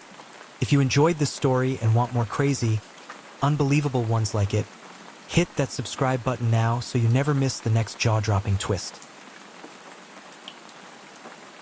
I never thought the night my life changed would start with a text. My name's Rachel, I'm 28, and I live in a small town in Pennsylvania. I was sprawled on my couch after a long shift at the local hospital, scrolling through my phone, when I got a message from an unknown number. Ratch, it's me. I need to see you. Tonight. I froze. My first thought was a prank. My second was panic. I didn't recognize the number, but the voice I remembered from my childhood came rushing back. The one I hadn't heard in 15 years. I thought I had left that part of my life behind. After my dad passed away, everything just unraveled. Mom walked out when I was 13, leaving a note that simply said, "I can't do this anymore." That was it. No explanations, no calls, no reunions. Just gone. I'd grown up with my grandmother raising me, and though she was strict, she loved me fiercely. Mom's absence shaped me in ways I hadn't fully realized until tonight. When that text made my chest tighten and my hands tremble, I debated ignoring it, deleted it, but curiosity and something darker, a nagging need to finally confront the past. 1. I replied, "Who is this? What do you want?" Minutes passed, and then another text. "I'll explain everything. Please. 7 p.m. 112 Maple Street." I froze. That was my old address. The one I shared with my mom. My mind raced. Did I want to go? Could I trust her? And why now after 15 years? I drove, hands gripping the steering wheel, heart pounding. The streets looked the same, yet eerily different. The house at 112 Maple was abandoned now, or so I thought. But the lights were on, curtains drawn. I parked and walked up the cracked sidewalk, my footsteps echoing. The door creaked open, and there she was. My mom, or the woman she had become. Thinner, older, worn, but with the same hazel eyes that haunted me in my dreams. She looked at me like I was a stranger, but also like she had been waiting for me for years. "Rachel," she whispered. I stepped back. "Why now?" My voice sounded colder than I felt. She swallowed, tears glistening. I made mistakes. Terrible mistakes. I was young, scared, selfish. But I need you. I can't do this alone anymore. I shook my head. You left me. You left everything. She stepped closer, and I noticed the subtle tremor in her hands. I'm sick. Cancer, aggressive. I don't have much time. I want to make things right. My stomach churned. The reality hit me. This was no longer just about anger. It was guilt, fear, responsibility. And deep down, a spark of hope I hated to admit. Maybe this was my chance to understand her. But the house wasn't empty. Someone else was there, watching. A shadow moved behind the curtains. A man, or maybe two. My heart pounded, panic rising. Before I could ask, Mom grabbed my arm. Rachel, I need you to listen. There's more you need to know. I didn't just leave. I had no choice. And it's going to change everything you thought you knew about your life. I stepped back, the air thick. What are you talking about? She hesitated, eyes darting to the hallway. Inside you'll see, but you have to promise to stay calm. Promise me. I nodded, reluctantly. Something told me this night would define everything. The door opened wider, revealing not just Mom's apartment, but the remnants of a life I never knew existed. Boxes labeled in her handwriting. A wall covered in photographs. My childhood, her travels, places I'd never heard of. But then I noticed something that froze me. A folder, labeled Rachel the Truth. I wanted to run. I wanted to slam the door and forget this ever happened. But something inside me, curiosity, anger, or desperation, pulled me forward. Mom gestured to the folder. Everything you need to know about why I left, why your life was the way it was, it's all there. And Rachel, you need to understand before it's too late. I took a deep breath, opened it, and the first page had a picture of me as a baby, with a man I didn't recognize. I stared at the photograph, my stomach twisting. The man cradling me looked nothing like my father. Dark hair, piercing blue eyes, a smile that seemed familiar yet foreign. My hand shook as I flipped the page. More photos, more evidence. Birthday parties I didn't remember, holidays I couldn't place, letters I had never received. My mother's handwriting scrawled notes on the edges. He tried. I had to leave. I wanted to throw the folder across the room, scream, run, but my feet were glued to the floor. Rachel, Mom said softly, I know this is hard. I owe you an explanation. I need you to understand everything before you judge me or yourself. Explain what? I shouted. Why now? Why after all these years? She took a deep breath, her eyes brimming with tears. I was young, scared, but I never stopped loving you. I had threats, Rachel. Threats I couldn't protect you from. Your father knew some of it, but he couldn't do everything. I had to leave to keep you safe. I felt my knees weaken. Safe? I spent my whole life feeling abandoned. She flinched. I know, and I hate that. I hate that more than anything. But you have to understand, you weren't just alone because I walked out. There were people I couldn't fight off. I couldn't risk you being hurt. Her words made no sense. Threats? People? My head spun. My grandmother's warnings, my father's silence, the gaps in my childhood. They all started to connect in ways I couldn't yet process. I wanted to ask more, but before I could, there was a knock at the door. A man's voice called out, muffled, Mom? Are you in there? My heart froze. Mom's face paled. Rachel, you can't see him yet. Not until you hear everything. The door creaked open slightly, revealing a tall man in a leather jacket, eyes sharp and calculating. Mom, what the hell is going on? I stepped back instinctively, unsure whether to run or stay. The man's gaze landed on me, and for a split second, his expression softened, then hardened again. Rachel, this is the reason I couldn't ever tell you. Meet Alex, my partner, your uncle in a sense. I blinked. What? Alex's eyes softened, but his voice was firm. I've been watching over you from a distance, always making sure you were okay. Mom, she made the hard choice. You weren't just abandoned. You were protected. My brain felt like it was melting. Protected? From what? Mom stepped closer. Rachel, 15 years ago, there was a man who wanted to hurt our family. I had to disappear to keep you safe. I couldn't tell anyone. Not your father, not even your grandmother fully. I had to take you out of the picture, in a way, so he wouldn't find you. I know it sounds insane, but it's the truth. I sank into a chair, my hands covering my face. Every piece of my life, the loneliness, the fear, the anger, it all came rushing back. And now, it wasn't just about being left. It was about danger, secrecy, survival. Why are you telling me now? I croaked. Mom's eyes glistened. Because he's back. The man who tried to hurt us. He knows where you are. I couldn't hide anymore. I need you to trust me. I need your help, Rachel. And I need to be honest with you before it's too late. The room spun. Threats, secrets, hidden family. I felt like my entire childhood had been a lie. And yet, a strange pull of connection, the missing piece of my life, made me stay. Over the next hour, they explained everything. How my father had tried to protect me, how my grandmother had helped raise me, how Mom had been forced to disappear. Every decision, every secret, every silence suddenly clicked into place. I understood, but understanding didn't erase the hurt. And then came the twist I didn't see coming. Rachel, Mom said, her voice trembling, there's someone else you need to know about. Someone very close to you. Someone you trusted. They might not be who you thought. I froze. What do you mean? Alex handed me another folder. Inside were photos, screenshots of messages, and documents revealing that my closest friend, the one I confided in for years, had been feeding information to the man who had tried to hurt my family all those years ago. Every secret I'd shared, every vulnerability I'd shown, had been weaponized. I felt like I'd been punched in the gut. Betrayal, confusion, fear. Everything collided in my chest. Why would they do this? I whispered. Mom shook her head. I don't know the full story yet, but you need to be careful.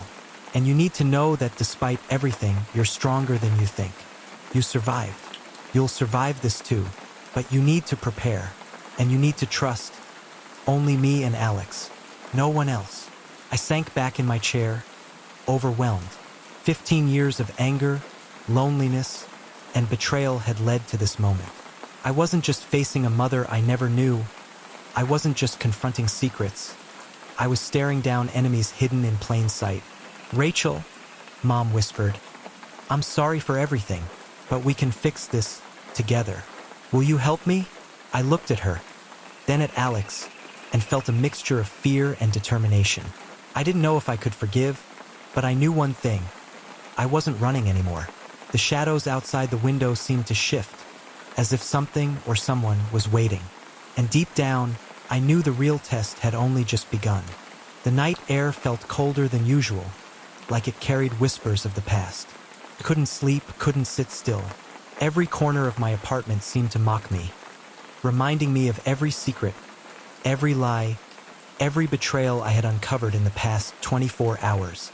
Mom and Alex had gone to the grocery store, supposedly to stock up for the next few days, and I was left alone with my racing thoughts. I flipped through the folder Alex had given me. The documents, the photos, the messages, it was all there. Every careful step, every whispered plan, every betrayal carefully recorded. I could feel the weight of it pressing down on me.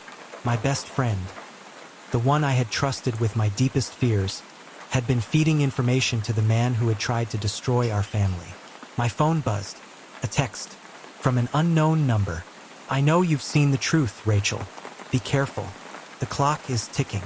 My heart thumped violently. Someone knew I had the folder. Someone was watching. I grabbed my jacket and slipped out the back door, trying to clear my mind to figure out the next move. The streets were eerily empty. I felt eyes on me everywhere, shadows moving in the corners. I had grown up cautious, but never like this. I had to think fast. Suddenly, a car pulled up beside me. The window rolled down, and a man's face appeared. Dark, sharp, dangerous. My stomach lurched. He grinned. Miss me. I didn't answer. I ran. Down alleyways, past abandoned storefronts, over cracked pavement, adrenaline fueling every step. I could hear the tires screeching behind me, closing the distance. I ducked into an alley, heart pounding, and pressed my back against the wall. "Alex!" I yelled into my phone. "We have a problem. He's here. He's outside." Within minutes, Alex and Mom arrived. Alex's eyes were steely, determined. "Rachel, get behind me. Now." The man laughed, a chilling, low sound. "Thought you could hide from me? Thought your little family secrets would keep you safe?" Mom stepped forward, surprisingly calm. "You won't touch her. Not this time." He smirked. "Oh, I think I will. She's been too much fun to watch grow up." The tension was suffocating. And then, everything exploded. Mom lunged forward, grabbing a canister from her bag and spraying a cloud of something into the man's eyes. He screamed, flailing, giving us a small window. Alex tackled him to the ground, pinning him. I watched, frozen, as the man struggled. And then I realized something. This wasn't just about protecting me anymore. This was about ending a cycle of secrets, lies, and betrayal that had haunted our family for decades. After what felt like hours, the man was restrained, sirens wailing in the distance. Police had arrived, tipped off by Alex moments before. He was arrested, and finally, for the first time in my life, I felt a strange calm. We returned home, exhausted, adrenaline still running through our veins. Mom sat beside me, holding my hand. "You're stronger than you know, Rachel. I'm sorry for everything, but we survived. Together." I nodded, tears streaming. It's a lot to take in, all of it. Betrayal, secrets, danger. I don't know if I can ever fully trust anyone again. Mom smiled softly. "You'll learn, and you'll be wiser. But tonight we rest. Tomorrow we rebuild." The next morning, as sunlight spilled through the windows, I felt something I hadn't felt in years. Hope. Maybe trust would take time. Maybe healing would be slow. But I knew one thing. I had faced the shadows of my past, confronted betrayal head-on, and survived. As I looked at Mom and Alex, I realized family wasn't always about blood or proximity. It was about loyalty, protection, and courage in the face of fear. And somehow, despite everything, we had found that. If the story gripped you, made you feel every twist and turn, then you'll love what's coming next. Subscribe now for more stories that take you on journeys you won't forget. The night my fiancé's best friend crossed the line. I always thought I had the perfect relationship. Josh and I had been together for 6 years, engaged for the last one, and we'd been through just about everything together. Long distance when he worked out of state for a year, helping each other through family drama, late nights in crappy apartments eating ramen while dreaming about our future. I really believed we were unshakable. Josh's best friend, Tyler, had been in the picture almost as long as I had. They'd been friends since college, and while Tyler could be a little cocky and flirty with everyone, I never thought much of it. He was one of those guys who could charm anyone, but I always figured it was harmless, just his personality. The whole mess started on a Friday night in early fall. Josh was out of town for work, but Tyler texted me asking if I wanted to join a group of friends for drinks. I wasn't feeling super social, so I said no, but he pushed a little, saying, "Come on, you've been cooped up all week. I'll even pick you up. Just an hour or two." Against my better judgment, I agreed. When he arrived, he was alone. "Everyone bailed," he said casually. "But I'm starving, so let's grab dinner anyway." I remember feeling a tiny red flag wave in the back of my mind, but I told myself I was overthinking. Dinner started out fine. We talked about random stuff, Josh's work trip, my job, a new Netflix show. But somewhere after the second drink, his tone shifted. He started bringing up times when Josh and I had fought, saying things like, "You deserve someone who doesn't make you cry like he has." And, "You know I'd never treat you like that." I laughed it off, but I was uncomfortable. Then, as we were leaving, he put his hand on my lower back, way lower than a friend should. I stepped away quickly, but he didn't seem embarrassed. Instead, he leaned in and said, "If you ever get tired of waiting for him to grow up, you know where to find me." I didn't know what to say. My heart was pounding, and I just mumbled, "Tyler, stop," before heading to the car. The ride home was tense and silent. The moment I got inside, I called Josh, but he didn't answer. He was probably asleep because of the time difference. I paced my apartment, replaying the night over and over, wondering if I should tell him right away or wait until he got back. The thing is, Tyler didn't stop. The next day, I got a text from him. "Don't tell Josh about last night. He won't understand. Let's just keep it between us." My stomach dropped, and then, like fate wanted to make it worse, I found out something that made my blood run cold. Tyler had told someone else about what happened, but not in the way it actually went down. He twisted the story completely. That's when I realized I might not just be dealing with one uncomfortable night. This was about to blow up my entire life.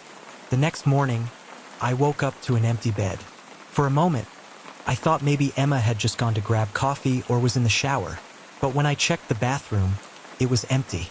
Her overnight bag was gone too. My phone was on the nightstand, still silent. I tried calling her straight to voicemail. That's when the pit in my stomach started.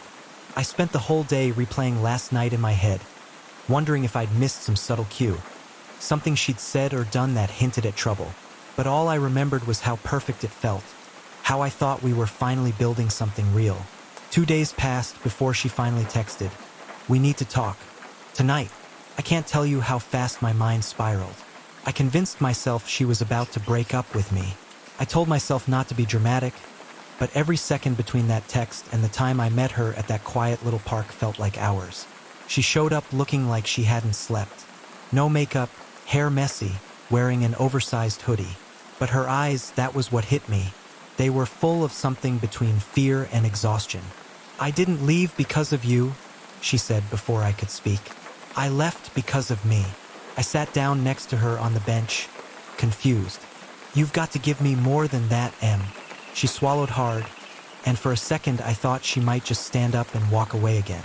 But then she said something that flipped my entire understanding of her upside down. "My real name isn't Emma." I actually laughed, thinking she was joking. "Okay, what? Like a middle name thing?" She shook her head. No. "I mean, everything I've told you about my life up until a few months ago? It's not exactly true." That's when I realized she was shaking. Her hands, her voice. She was holding something back. I tried to stay calm, because clearly she was working up to something big. "All right," I said. "Then tell me the truth." And she did. That evening, I couldn't bring myself to eat dinner. Mom kept looking at me like she wanted to ask if I was okay. But I knew if she did, I'd crumble right there at the table. I didn't want sympathy. I didn't want to be reminded of what I'd just lost. I wanted silence. But silence had its own way of dragging you back into every memory. The next morning, I woke up to a text from Ethan.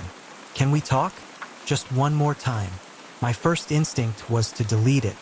Then my fingers hovered over the keyboard. My chest felt tight. This wasn't just some fling gone wrong. This was a wound that wouldn't heal unless I faced it head on. We met at our spot by the pier. It was empty except for a few early joggers and a couple walking their dog. The air smelled like salt water and fresh coffee drifting from a nearby cafe. When I saw him, it was like every memory from the last 3 months hit me all at once. The midnight drives, the beach bonfires, the inside jokes no one else would understand. He looked tired. I probably did too. "I'm sorry," he said before I could even open my mouth. "Not for falling for you, but for making you believe I could handle everything." I stayed quiet. "I tried," he went on. "But every time I thought about the future, I kept seeing this wall I couldn't climb. Not because of you, but because of me. I wasn't ready to break everything in my life to start something new." "That's the thing," I finally said. "I never asked you to break anything. I just wanted you to choose me, like I chose you every single day." We stood there, staring at each other, knowing neither of us had the right words to fix it. Some things didn't have a fix. He reached into his pocket and handed me something small. A seashell. "From the first day we met at the beach," he said. "Keep it so you'll know it was real." I didn't cry. Not then. Not until I walked away and realized I'd never hear him call my name the same way again. That summer taught me love wasn't always about forever. Sometimes it was about the way someone could change you in such a short time, leaving pieces of themselves behind like footprints in the sand. Gone with the tide, but never forgotten. And maybe one day, I'll stop looking for him in every crowd. But tonight, I'm just going to sit by the pier, hold this seashell, and remember the summer we couldn't forget. If you felt this, hit that subscribe and let's keep sharing these late night stories together. Was I the asshole for ruining my sister's wedding after what she did to me? I never thought I'd be the kind of person who could ruin someone's wedding, especially my own sister's. But here I am, sitting in my car 2 weeks after the fact, replaying the chaos in my head like it's some twisted movie I can't turn off. You have to understand something about me and my sister, Olivia. We weren't the hug every time we meet kind of siblings, but we were close enough that people often told us they wished they had what we had. We'd text almost daily, share stupid TikToks, rant about work, and complain about our parents never ending "When are you getting married?" lectures. Olivia was always the golden child, though. She got better grades in school, had a more active social life, and seemed to float through every crisis like she'd been rehearsing for it her whole life. I, on the other hand, worked hard for everything, sometimes too hard, and it always felt like I was still coming in second place. But I loved her anyway, or I thought I did. Everything started unraveling when she got engaged to Matt. I didn't love him, but I didn't hate him either. He was polite, charming enough, and seemed to adore Olivia. He also had this way of making me feel small, like every conversation was a subtle competition I didn't sign up for. But whatever, it was her relationship, not mine. Then, 6 months before the wedding, something happened. I was out with friends at this small, dimly lit bar downtown. I'd gone outside to take a call, and as I came back in, I saw Matt. Not just Matt with another woman. Not just another woman, they were kissing. Deeply. Like the kind of kiss you give when you're not worried about who might see you. At first, I thought maybe it was some cousin or long-lost friend he was greeting. But no one greets like that. My stomach dropped. I just froze. He didn't see me, and I didn't say anything. Why? Because the wedding was still months away. Because my brain immediately started making excuses. Maybe it's a one-time mistake. Maybe I'm wrong. Maybe I'll ruin her happiness if I tell her. But deep down, I knew the truth. I was scared she wouldn't believe me. Over the next few weeks, I noticed Matt acting off. More phone calls outside. More late nights at work. I told myself I needed proof before I said anything. That proof came 3 months before the wedding. I was walking to my car after a long day when I saw him again. Same woman. This time, they were holding hands, laughing like a couple who'd been together for years. They got into his car, and as they pulled away, I did something I'd never done before. I followed them. I tailed them to a hotel. That was the night I realized I couldn't stay quiet. But I didn't tell Olivia right away. I needed to figure out how. I needed to decide if I was going to drop this on her before the wedding, or at the wedding itself. And that's when things got really messy. When I woke up the next morning, my head felt like it had been pounding all night. The arguments from yesterday were still echoing in my mind. Every time I closed my eyes, I saw Mom's face, tight-lipped and furious, and Dad pacing around the living room like a man waiting for a bomb to go off. I thought maybe after sleeping, things would feel calmer. They didn't. The air in the house was thick, not just with tension, but with something heavier, something unspoken. I got dressed and headed downstairs, expecting the usual Sunday smell of coffee and toast. Instead, I found Mom sitting at the kitchen table with her phone in her hand and a legal pad full of scribbles in front of her. She didn't look up when I walked in. "Morning," I said carefully. "Nothing." I poured myself a cup of coffee and sat down across from her. "Still not talking to me?" Her eyes finally flicked up, sharp as knives. "Do you even understand what you've done, Daniel?" My stomach twisted. "I understand you're mad." "Mad?" She cut in, her voice rising. "Mad doesn't even cover it. You went behind my back, behind your father's back, and sided with her." She meant Aunt Rebecca, the woman Mom had called a parasite more than once in my presence. "It wasn't about siding with her," I said, trying to keep my voice calm. "It was about doing what's fair. Uncle Mark left part of the business to her. Dad's trying to freeze her out completely. That's not right." Mom leaned forward, her fingers gripping the edge of the table like she was holding herself back from throwing the coffee mug at me. Fair? Do you know what she did to this family? To me? You think she deserves a cent of what we built? I hated when she said we, like the business wasn't Dad's before she even met him, like she hadn't married into it and then slowly made herself the center of everything. Mom, I said, it's not just yours to decide. Uncle Mark's will was clear. If Dad won't, that's enough, she snapped. If you think you can stand there and lecture me about fairness after what that woman has done, maybe you should go live with her. The words landed like a punch. I opened my mouth, but Dad's voice cut through from the doorway. He's not going anywhere. We both turned. He looked exhausted, dark circles under his eyes, hair unkempt, but his tone was solid, authoritative. Daniel, he said, I need you to be at the meeting tomorrow. Rebecca's bringing her lawyer, and I want you there so you can hear exactly what she's trying to pull. Mom smiled at that, but it was the kind of smile that felt like a blade. I should have said no. I should have told Dad I wasn't going to be a pawn in their war. But instead, I nodded. Because the truth was, I did want to hear Rebecca's side. The meeting was at the law office downtown. Neutral ground. Rebecca was already there when we arrived.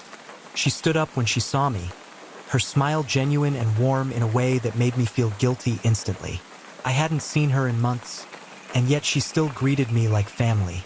Her lawyer was a tall, quiet man who barely spoke except to take notes. Dad's lawyer was the complete opposite, loud, aggressive, and clearly ready for a fight. The conversation started civil. For about 5 minutes, Rebecca explained that she wasn't trying to take the business away from Dad. She just wanted her rightful share of the profits. She even suggested a buyout if Dad didn't want to work with her. That's generous, Dad said, his tone dripping with sarcasm.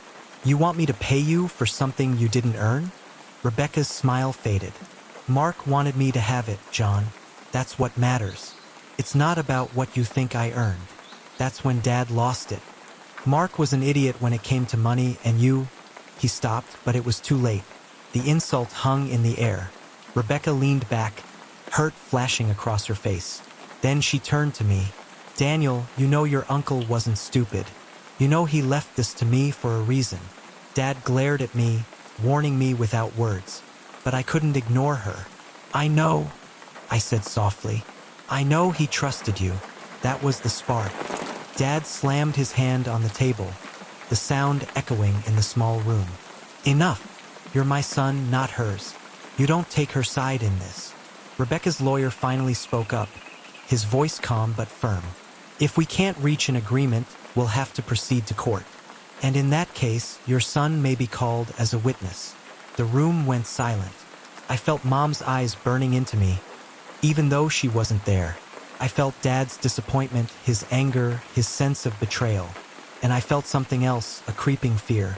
Because suddenly, this wasn't just a family argument. This was a war, and I was about to be dragged right into the middle of it. That night, I got a text from Rebecca. I'm sorry you had to see that today. Can we talk? Just the two of us? Against my better judgment, I agreed. We met at a small diner just outside of town. She looked tired but relieved to see me. Over greasy fries and endless coffee, she told me everything. According to her, Dad had been hiding parts of the company's financial records for years, keeping certain investments off the books, moving money into side projects she knew nothing about.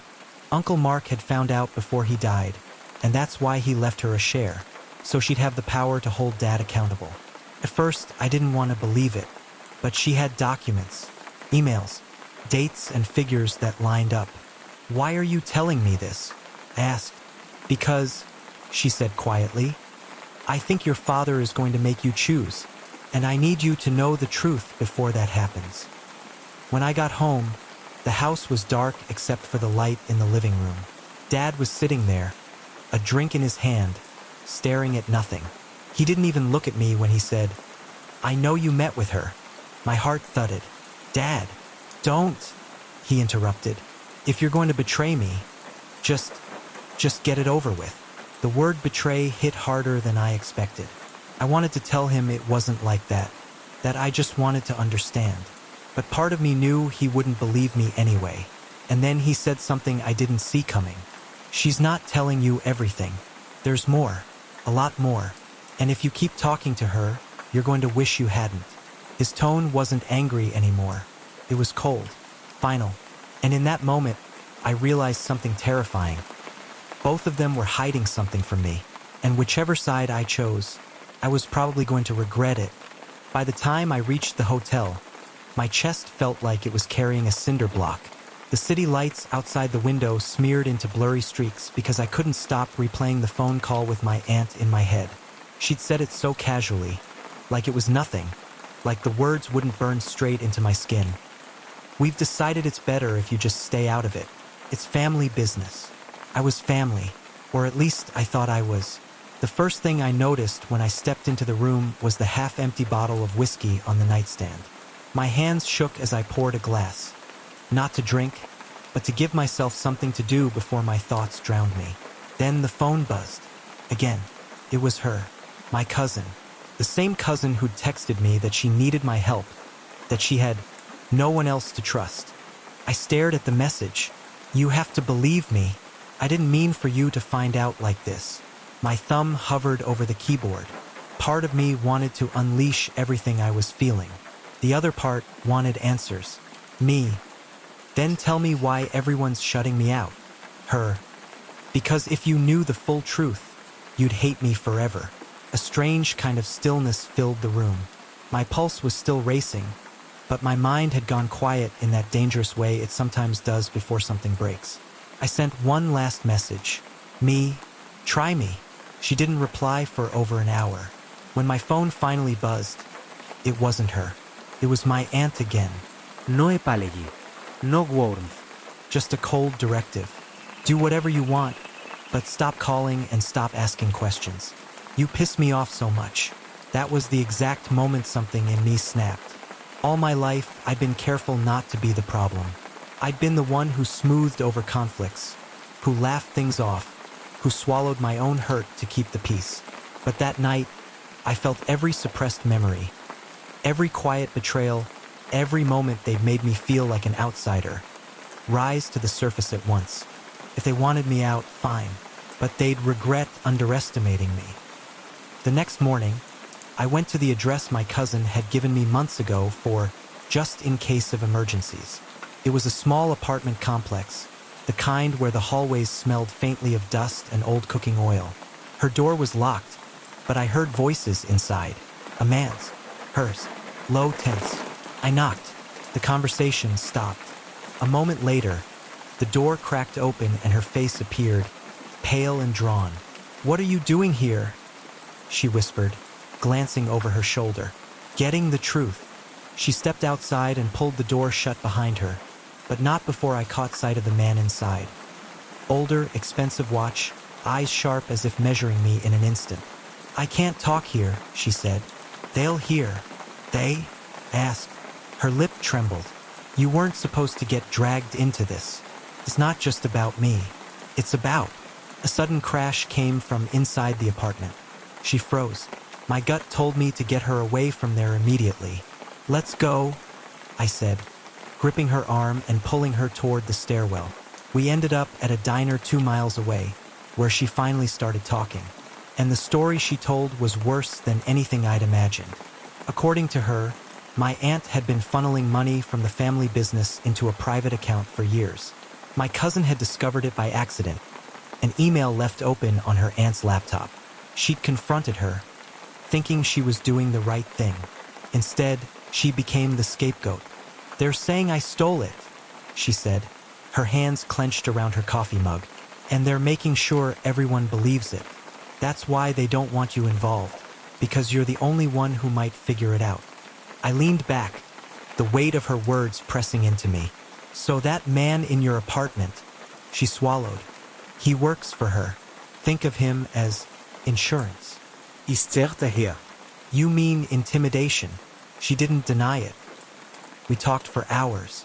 Every detail she gave me fit into the puzzle I'd been piecing together for weeks. But there was still one hole.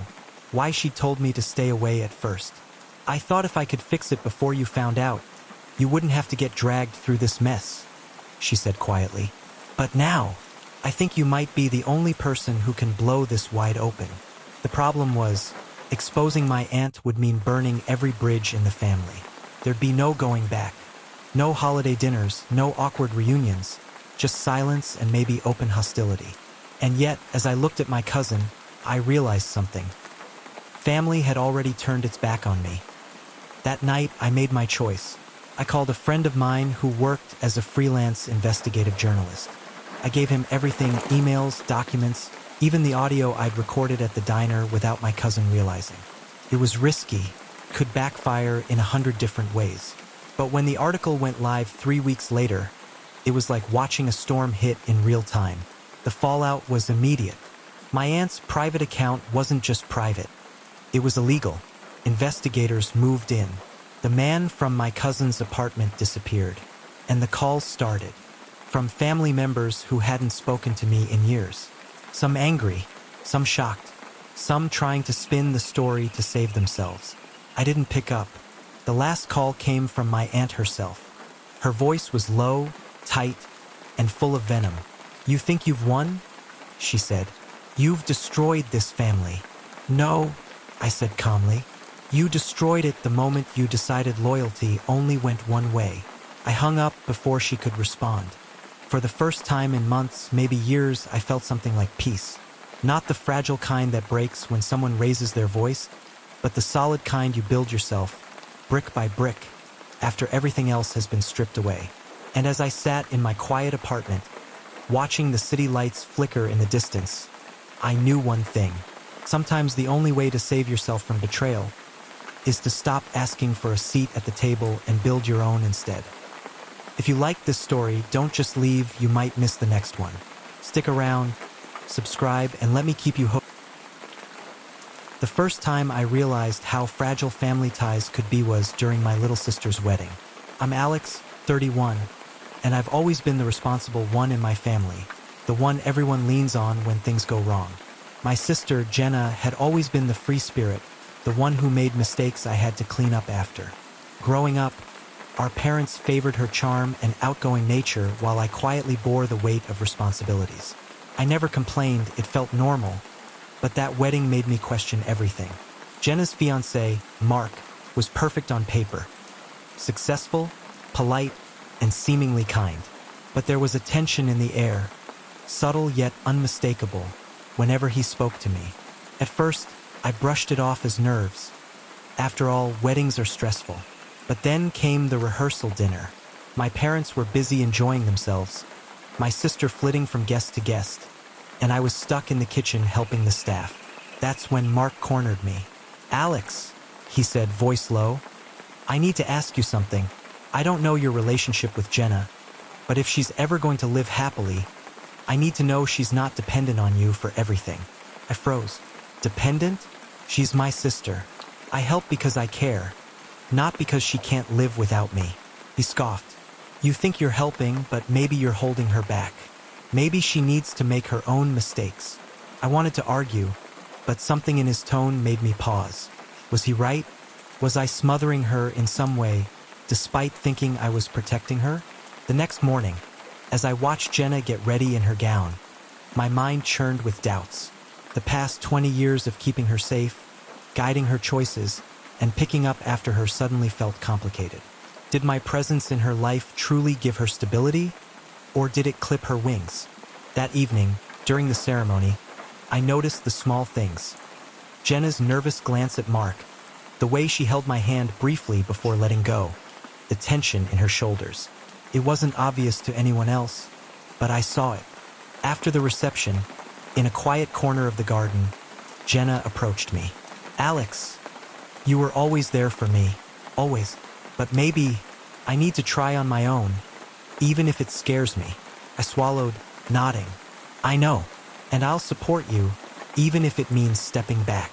That night, as I lay in bed, I realized that family love isn't always about protection. Sometimes it's about letting go and trusting that those you care about can survive without you. The morning after the wedding, I woke to a quiet apartment, the echoes of laughter and music still lingering in my mind. Jenna and Mark had left for their honeymoon. leaving me alone with my thoughts and an uneasy sense of anticipation. I thought the hardest part was over, but that was before reality started creeping in. For weeks, I kept checking in with Jenna, texting casually at first, then more frequently as I realized I missed her presence more than I expected. She responded warmly, but something in her messages hinted at frustration, at the strain of adjusting to life with Mark while also trying to assert her independence. One evening, I called her. "Hey, how's everything?" I asked, trying to sound casual. "Alex, it's fine. Just different, you know?" She replied, a subtle tension in her voice. I could hear it, the hesitation, the weight of compromise she was already navigating. "Different how?" I probed gently. "There's a lot I didn't expect.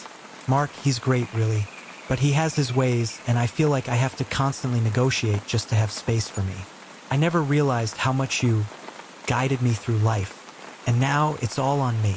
Her words hit me like a punch.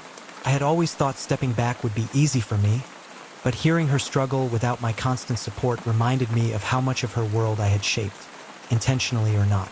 I decided to take a drive to clear my head. Colorado's mountains stretched endlessly before me, the air crisp and sharp. I reflected on the years I had spent being the anchor for my sister, helping with school projects, negotiating her first jobs, handling her financial slip-ups, and smoothing over arguments with our parents. Each memory carried pride, but now it was tinged with doubt. Had I inadvertently made her dependent on me? Over the next few days, I tried a new approach. I limited my calls, giving her space to navigate her life with Mark. And yet, my mind couldn't stop replaying moments. Was she happy? Was she making the right choices? Was I doing more harm than good by stepping back? Then came the phone call that shook me. "Alex, I need your advice," Jenna said, her voice tense. I felt a knot in my stomach. "Of course, what's going on?" "It's Mark. He wants me to move for his job. He's being subtle, but he's already talking about apartments in another city. I don't know if I should go." Her dilemma was a perfect storm of love, loyalty, and independence. I could see her fear of making the wrong choice, of disrupting the life she was building, and of losing the bond she had with me. We spent hours on the phone, dissecting pros and cons, her fears and hopes, until finally she sighed. "Alex, I don't know if I can do this without you. You always made decisions feel safer." I had to remind myself that this was her life. My voice, no matter how steady, couldn't dictate her choices anymore. "Jenna, you're stronger than you think. You've always handled more than anyone gave you credit for. Trust yourself. Make this choice for you, not for anyone else." The days turned into weeks. Jenna decided to move, taking the leap despite her fear. I helped her pack and coordinated with movers, but I made sure to let her lead every decision. Watching her take ownership of her life was terrifying and exhilarating at the same time. One night, after everything was packed, she hugged me tightly. "Thank you, Alex, for letting me grow, even when I didn't realize I needed it." I nodded, holding back tears. "I'll always be here, just not in the way I used to be." That drive back home felt different. The mountains were still majestic, but now they mirrored my realization. Love isn't possession. It's trust. It's allowing those you care about to take their own paths, even if that path leads them far from you. In the weeks that followed, I focused on myself. Career, hobbies, friendships. Discovering a sense of freedom I hadn't allowed myself before. And yet, every call or message from Jenna reminded me that our bond wasn't broken. It had just evolved. Months passed since Jenna moved. Life settled into a rhythm I hadn't anticipated. I threw myself into work, took weekend hikes, and reconnected with friends I'd neglected. Yet, despite the busyness, there was always a quiet spot in my mind reserved for her. Her laughter, her doubts, the way she leaned on me in those moments of uncertainty. Then one evening, I got a message from Jenna. "Alex, can we talk?" My heart skipped. It wasn't just a casual check-in. The weight in those words told me something was serious. We met at our usual coffee spot, the one tucked away from the main street where we could talk without interruptions. She looked nervous, fidgeting with her coffee cup. "I don't know how to start," she said finally, looking down. You can start anywhere, I replied gently. She took a deep breath. Moving here, it's been amazing, but it's also been harder than I thought. I missed the safety of having you guide me, but I also know I need to make my own mistakes. And I did. Mark and we argued a lot these past months. I've realized I wasn't ready for everything to change so fast. But I also realized I can't let fear stop me. I listened, trying to absorb every word. Her honesty was raw, her vulnerability palpable. I wanted to offer advice, but I knew this wasn't about me anymore. This was her journey. Over the next few hours, we talked about everything. Mistakes, triumphs, regrets, and hopes. I felt a sense of pride swell in my chest. She was no longer the little sister who leaned on me for every decision. She was becoming her own person, strong and resilient, capable of navigating life with her own instincts. Weeks later, Jenna called me again, but this time it was different. Her voice was calm, confident. Alex, I just wanted to say thank you. I know I leaned on you a lot, and maybe I still do sometimes, but I'm starting to see the world through my own eyes now. And I owe a lot of that to you. I smiled, a weight lifting from my shoulders.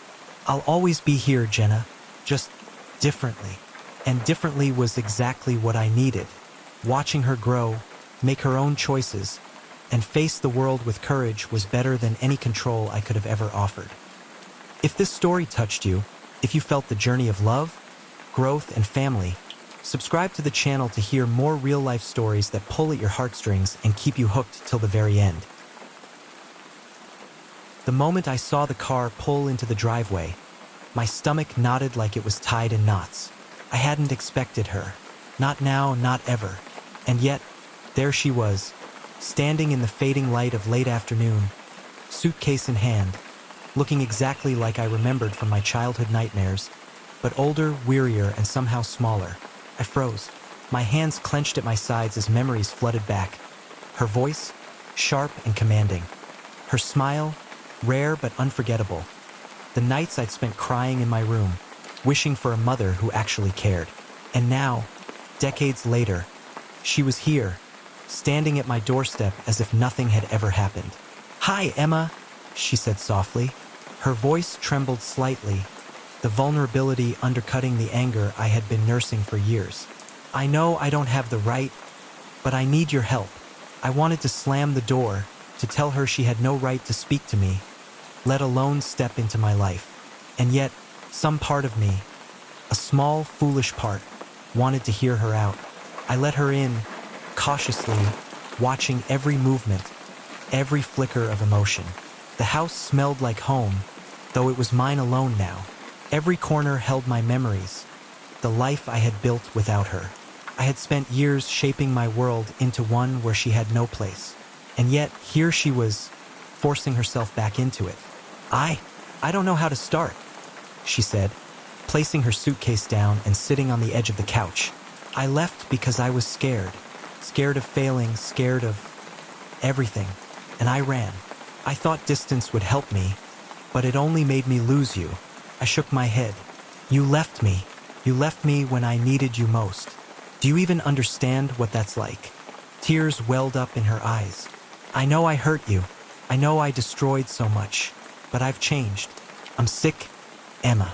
I don't have much time, and I need someone." Her words hit like a punch to the gut. She was sick? I hadn't even known. My anger wavered, and for a brief moment, pity surfaced. But it was fleeting. How could I forgive her after all these years? I remembered my childhood. Birthdays she missed, school events she ignored. The nights I cried alone because no one came for me. And yet, sitting there, watching her tremble and age before my eyes, I felt something shift inside me. "You think a week of tears will fix 15 years? I said quietly. My voice was sharp, but underneath, I could feel the uncertainty creeping in. I wanted to say no, wanted to slam the door and reclaim my life. But a part of me wanted to listen. We talked for hours that evening. She told me about the mistakes she had made, the life she had lost, the regrets that had eaten at her every day. And I told her about my own life, how I had grown, survived, and built a home without her. By the end of the night, I didn't know what to feel. Part of me hated her, part of me wanted to protect her, and another part of me, a small, confusing part, wondered if maybe we could try again. I went to bed that night with a storm in my head. I had never felt so torn in my life. Could I forgive her? Could I let her back into my life, even knowing the pain she had caused? Or would opening the door now only mean inviting more hurt? Sleep came fitfully, dreams filled with echoes of the past, her face, and the choices I had yet to make. By morning, I knew one thing for certain. Nothing would ever be the same again, and I had no idea if I was ready for the storm that was about to hit. Morning light streamed through the blinds, but it did nothing to calm the storm inside me. I sat at the kitchen table, coffee in hand, staring at the empty chair across from me. Her absence after last night's long conversation felt heavier than her presence ever could. I couldn't shake the mixture of anger and curiosity twisting in my chest. Part of me wanted to scream at her, to tell her she had no right to invade my life, to remind her of every missed birthday, every lonely Christmas, every silent tear I shed waiting for her. And yet, another part of me, a softer, quieter part, wanted to understand, wanted to see the woman who had abandoned me as a frightened human being, not just the mother who walked away. I heard footsteps behind me and turned sharply. She stood in the doorway, carrying a tray with 2 cups of coffee. I thought, maybe we could start small, she said, placing a cup in front of me. Her hands shook slightly. I took a sip without looking at her. Start small, I muttered. After 15 years, you want to start small? She winced. I know it's a lot. I don't expect forgiveness overnight. I want to be honest. I want to try. Her words hit something deep inside me, something I didn't expect. Maybe it was hope, or maybe it was fear. Fear that if I didn't listen, I'd lose her forever, and maybe I'd regret it. The morning passed with awkward conversation. We didn't talk about the past at length. Instead, we spoke about small things, work, neighbors, the city. Her voice had the same melodic tone I remembered from childhood, but it was softer now, worn down by years of mistakes and regret. By noon, I realized something. She wasn't just here to haunt me or to demand forgiveness. She genuinely seemed lost, afraid, and fragile. And though I wanted to reject her completely, a part of me wanted to protect her like I would a stranger, even one who had once been my mother. We decided to take a walk in the park near my home. The air was crisp, and the leaves crunched under our feet. I noticed her looking around, taking in every detail, almost as if seeing the world for the first time in years. I'm scared, Emma, she admitted quietly. I don't have much time left. I don't want to die angry, alone. I just want a chance to make things right. I stopped walking and faced her. Do you understand what it's like for a kid to wait for their parent, to hope for them every single day, and never get anything? Not even a call. Tears welled up in her eyes. Yes, I know, and I'm so sorry. I can't change the past. I can't undo the years I lost. But I'm here now. Please, let me show you I'm different. Her sincerity was disarming. I wanted to scream, to tell her it wasn't enough, but part of me, my heart, stupidly, painfully, wanted to believe her. Over the next few days, she stayed in a small guest room. We didn't talk much at first. Silence filled the house in a way that was both uncomfortable and comforting. Slowly, we began to share moments, cooking together, laughing at old memories, even watching a movie without saying a word. But the past kept surfacing. One evening, I found an old photo of us at a park, me around 8 years old, smiling in her arms. The flood of memories was overwhelming. I slammed the photo down. I trusted you, I whispered, and you left me. How can I trust again? She didn't have an answer. She simply sat, holding my gaze, tears streaking her face. I can't make you trust me, she said softly. All I can do is be here now, and hope that's enough. It wasn't enough. Not yet. Not for me. I wanted her out of my life and safe at the same time. I hated that I cared. I hated that part of me wanted to forgive her. And I hated that my emotions were a war zone I couldn't navigate. Then came the phone call. The doctor. Stage 4 cancer had progressed faster than anyone expected. She needed more care than I could provide alone. My heart dropped. This wasn't just a test of forgiveness. It was a test of morality, of love, of everything I had built for myself. I wrestled with the decision for days. Could I care for her, knowing the pain she had caused me? Could I open my home completely to the woman who had left me alone for so long? Finally, I made a choice. Not for her, not for guilt, but for me. I would be there, but on my terms. Boundaries, structure, protection for my life, while offering her the dignity and care she deserved. That night, I told her my decision. She listened, eyes filled with tears, nodding slowly. "I don't deserve this," she whispered. "You don't," I said, "but we'll make it work for now." I went to bed that night feeling the weight of both the past and the present. This journey wasn't over, it was just beginning. The morning sunlight felt different this time.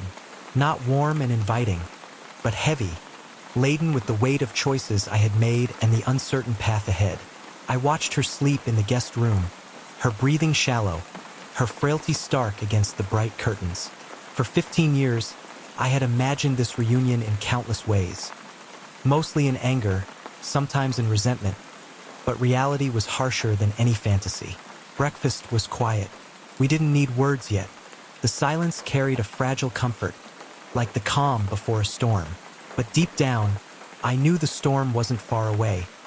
Emotions built over decades couldn't be tamed so easily. "You're awake," she whispered, noticing my stare. "I am," I said, not turning away. "And I'm trying to make sense of all of this." She reached for my hand, weak but steady. I hesitated, then took it. The simple contact was enough to trigger a memory. A sunlit park, my small hands clutching hers as she lifted me on a swing, laughter echoing across the playground. The memory was bittersweet. She had left me after that, but that brief moment had stayed. "I know I can't fix everything," she said softly.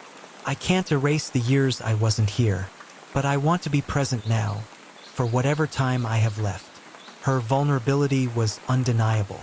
I nodded slowly, realizing that forgiveness wouldn't be a single moment, but a gradual process, one day at a time. Over the following weeks, our lives began to intertwine in small, careful ways. I set boundaries, times when she could rest, when I needed space, when certain topics were off limits. It wasn't perfect, and there were moments of tension, tears, and frustration. Yet, beneath it all, there was an undercurrent of connection forming, a fragile thread of trust slowly knitting together. One evening, while she rested, I went through an old box of letters she had sent to my father over the years. Most were excuses, some were admissions of guilt, but a few contained raw emotion I hadn't expected. Letters written with trembling hands, expressing regret, love, and fear of losing me forever. It was like seeing another side of her I had never known. A human side, flawed but sincere. I didn't know whether to feel anger or pity, but ultimately, I felt both. I realized that life wasn't just black and white. It was a complex mosaic of choices, mistakes, and redemption. And for the first time, I started seeing her as more than just the mom who left. The days blurred together. Doctor's visits, treatment schedules, small victories, and setbacks filled our routine. I learned to cook her favorite meals, to navigate her medical needs, and to offer companionship without losing myself. And slowly, I noticed a shift, not just in her, but in me. The anger that had consumed me for so long softened into a cautious understanding. I wasn't entirely healed, but I was willing to try. One night, as we sat on the porch watching the stars, she broke the silence. "Do you ever wonder if things could have been different?" she asked, her voice barely above a whisper. "All the time," I admitted, "but wondering doesn't change the past. It just teaches you how to live with it." She nodded, a small smile on her lips. "I hope I can be part of your life, even if it's only a small part." "You already are," I said. "You just have to remember that I'm not a kid anymore. I'm not waiting for you anymore. I'm living my life, and if you're here, it's because you respect that." Her eyes glistened with tears, and for a moment, I let myself feel the weight lift slightly. Not everything was fixed. Not everything would ever be fixed. But there was a path forward, fragile, imperfect, and human. The final weeks of her treatment were a mix of progress and setbacks. Each day brought new challenges, but also new moments of connection. We laughed over small jokes, argued over trivial things, and shared memories that hadn't surfaced in years. And through it all, I realized that the relationship I had feared might destroy me could also teach me resilience, empathy, and forgiveness. Not for her alone, but for myself. As I sat by her bedside one evening, holding her hand, she whispered, "Thank you, Jake, for giving me a chance, even when I didn't deserve it." I smiled softly, squeezing her hand. We both needed this chance. You and I, we both needed it. She nodded, her eyes closing peacefully. I stayed there until she drifted into sleep, feeling the mix of grief, relief, and an unexpected peace. For the first time in years, I wasn't carrying the weight of abandonment alone. Life continued after that night. I never forgot the lessons learned. Boundaries are vital. Forgiveness is a choice. And even broken relationships can teach you about resilience, love, and the human heart. The moral of this story is simple. Life gives second chances in unexpected ways, and sometimes the hardest choice is the one that brings healing for everyone involved. Share how this story made you feel in the comments and subscribe for more real stories that take you on an emotional journey from start to finish. I had always considered my life quiet, predictable, even. My name is Emma, I'm 28, and I live alone in a small town in Oregon. Work is fine, friends are good, life is steady. But after years of routine, I started feeling like I was missing something I couldn't name. It wasn't that I was unhappy, exactly. It was more like the edges of my days had started to blur together, like the same scene being projected over and over in a loop. It was a rainy Thursday evening when it began. I had just come home from work, dripping wet from running to my car after it refused to start in the downpour. I was exhausted, soaked, and a little irritated with the world, curled up on my couch with a book and a mug of tea. The rain pounded against the windows, a rhythmic tapping that could have been comforting if I hadn't felt so isolated. Then came the knock. At first, I thought it was the wind, but then it came again, louder this time, insistent. I hesitated, my heart skipping a beat. Who could possibly be out there in this weather at this hour? A small voice in my head said to ignore it, to keep my door locked and retreat to my safe little bubble. But curiosity, that unexplainable human trait, won. I moved cautiously to the door and peered through the peephole. A man stood there, tall, hunched against the rain. His hair was plastered to his forehead, water running down the collar of his jacket. Eyes that looked tired, worn. He looked like someone carrying the weight of the world, and he stared straight at me, as if he already knew I would let him in. I hesitated for a moment.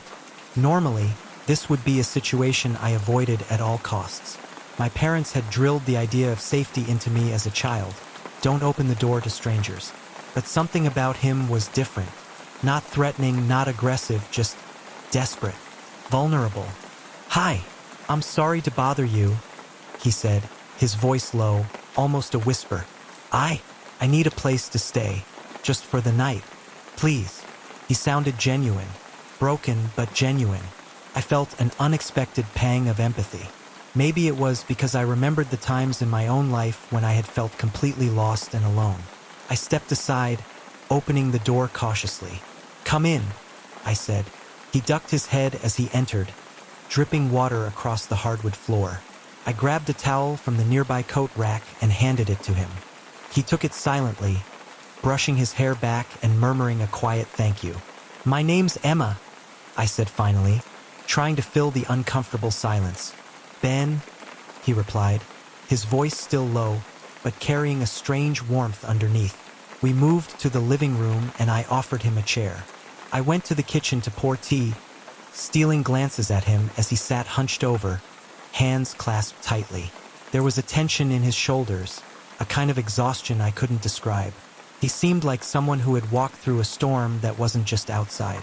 After a few minutes, he spoke again. I don't usually do this. Ask for help, I've been I've been trying to figure things out on my own, but tonight I just didn't know where else to go. I nodded, unsure of what to say. I wanted to ask questions, but I didn't want to scare him off either. Something about him was magnetic, pulling at my curiosity in a way I hadn't felt in years. "Do you want some tea?" I asked, returning with 2 mugs. He nodded, and as I handed him one, our fingers brushed briefly. It was a small thing, but it sent a strange ripple through me. I sat down across from him, and for a while we just sipped in silence. Finally, he spoke, and the words tumbled out like a confession he had been holding in for far too long. "I lost my job last month. Well, not just the job. Everything's been falling apart. Apartment, savings.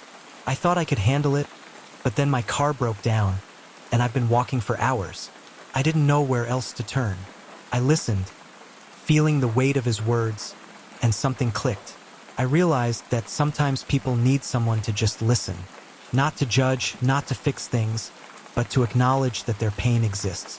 "I get it," I said quietly. I've been there too. It's hard when it feels like everything is slipping at once." He looked up, eyes meeting mine, and for a moment, there was an unspoken understanding between us.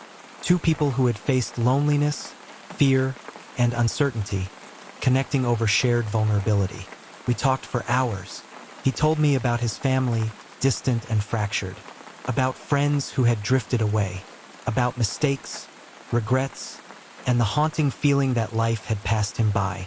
I shared my own struggles, the pressure of work, the loneliness of living alone, the quiet longing for something meaningful in a routine existence. By the time the clock hit midnight, the storm outside had subsided. Ben was calmer, lighter somehow, as if talking had lifted a small fraction of the weight off his shoulders. "I should probably go," he said reluctantly, glancing toward the door. "I didn't mean to overstay my welcome." I shook my head. "You're welcome to stay until the rain stops completely. No one should be out in that storm." He smiled, a faint, grateful curve of his lips. "Thank you, Emma. Really." That night I couldn't sleep. I kept thinking about him, about how one random knock on the door had shifted the entire trajectory of my evening, maybe even my life. There was something about him I couldn't place, a strange sense of familiarity without recognition. Little did I know, this was only the beginning. Ben wasn't just a stranger seeking shelter from a storm. He was about to become an unexpected catalyst for change in my life, challenging boundaries, trust, and the quiet, controlled rhythm I had built for myself. The next morning, I woke to find the house eerily silent. He was gone, leaving behind a small note on the counter. "Thank you for tonight, for the tea, for not turning me away. I don't know what tomorrow holds, but I hope our paths cross again." I folded the note carefully, tucking it into my pocket. My heart was racing, a mix of curiosity, fear, and anticipation. There was no way I could have known that this brief encounter would spiral into a story of connection, secrets, and revelations that would test everything I thought I knew about trust, friendship, and the unexpected turns life can take when you let someone in. And so my quiet life, so meticulously controlled and predictable, had begun to crack at the edges, opening up to a story I couldn't yet see the ending of. The days after Ben's visit blurred together in a strange mix of anticipation and distraction. I couldn't stop thinking about him, how he had arrived drenched from the storm, how his voice carried that strange combination of exhaustion and quiet hope. I kept replaying our conversation in my head, as if analyzing every word might somehow reveal a deeper meaning or a secret I hadn't yet uncovered. Work continued as usual, but everything felt muted, like I was moving through a dream. The coffee in the break room tasted bitter. The fluorescent lights in my office seemed harsh.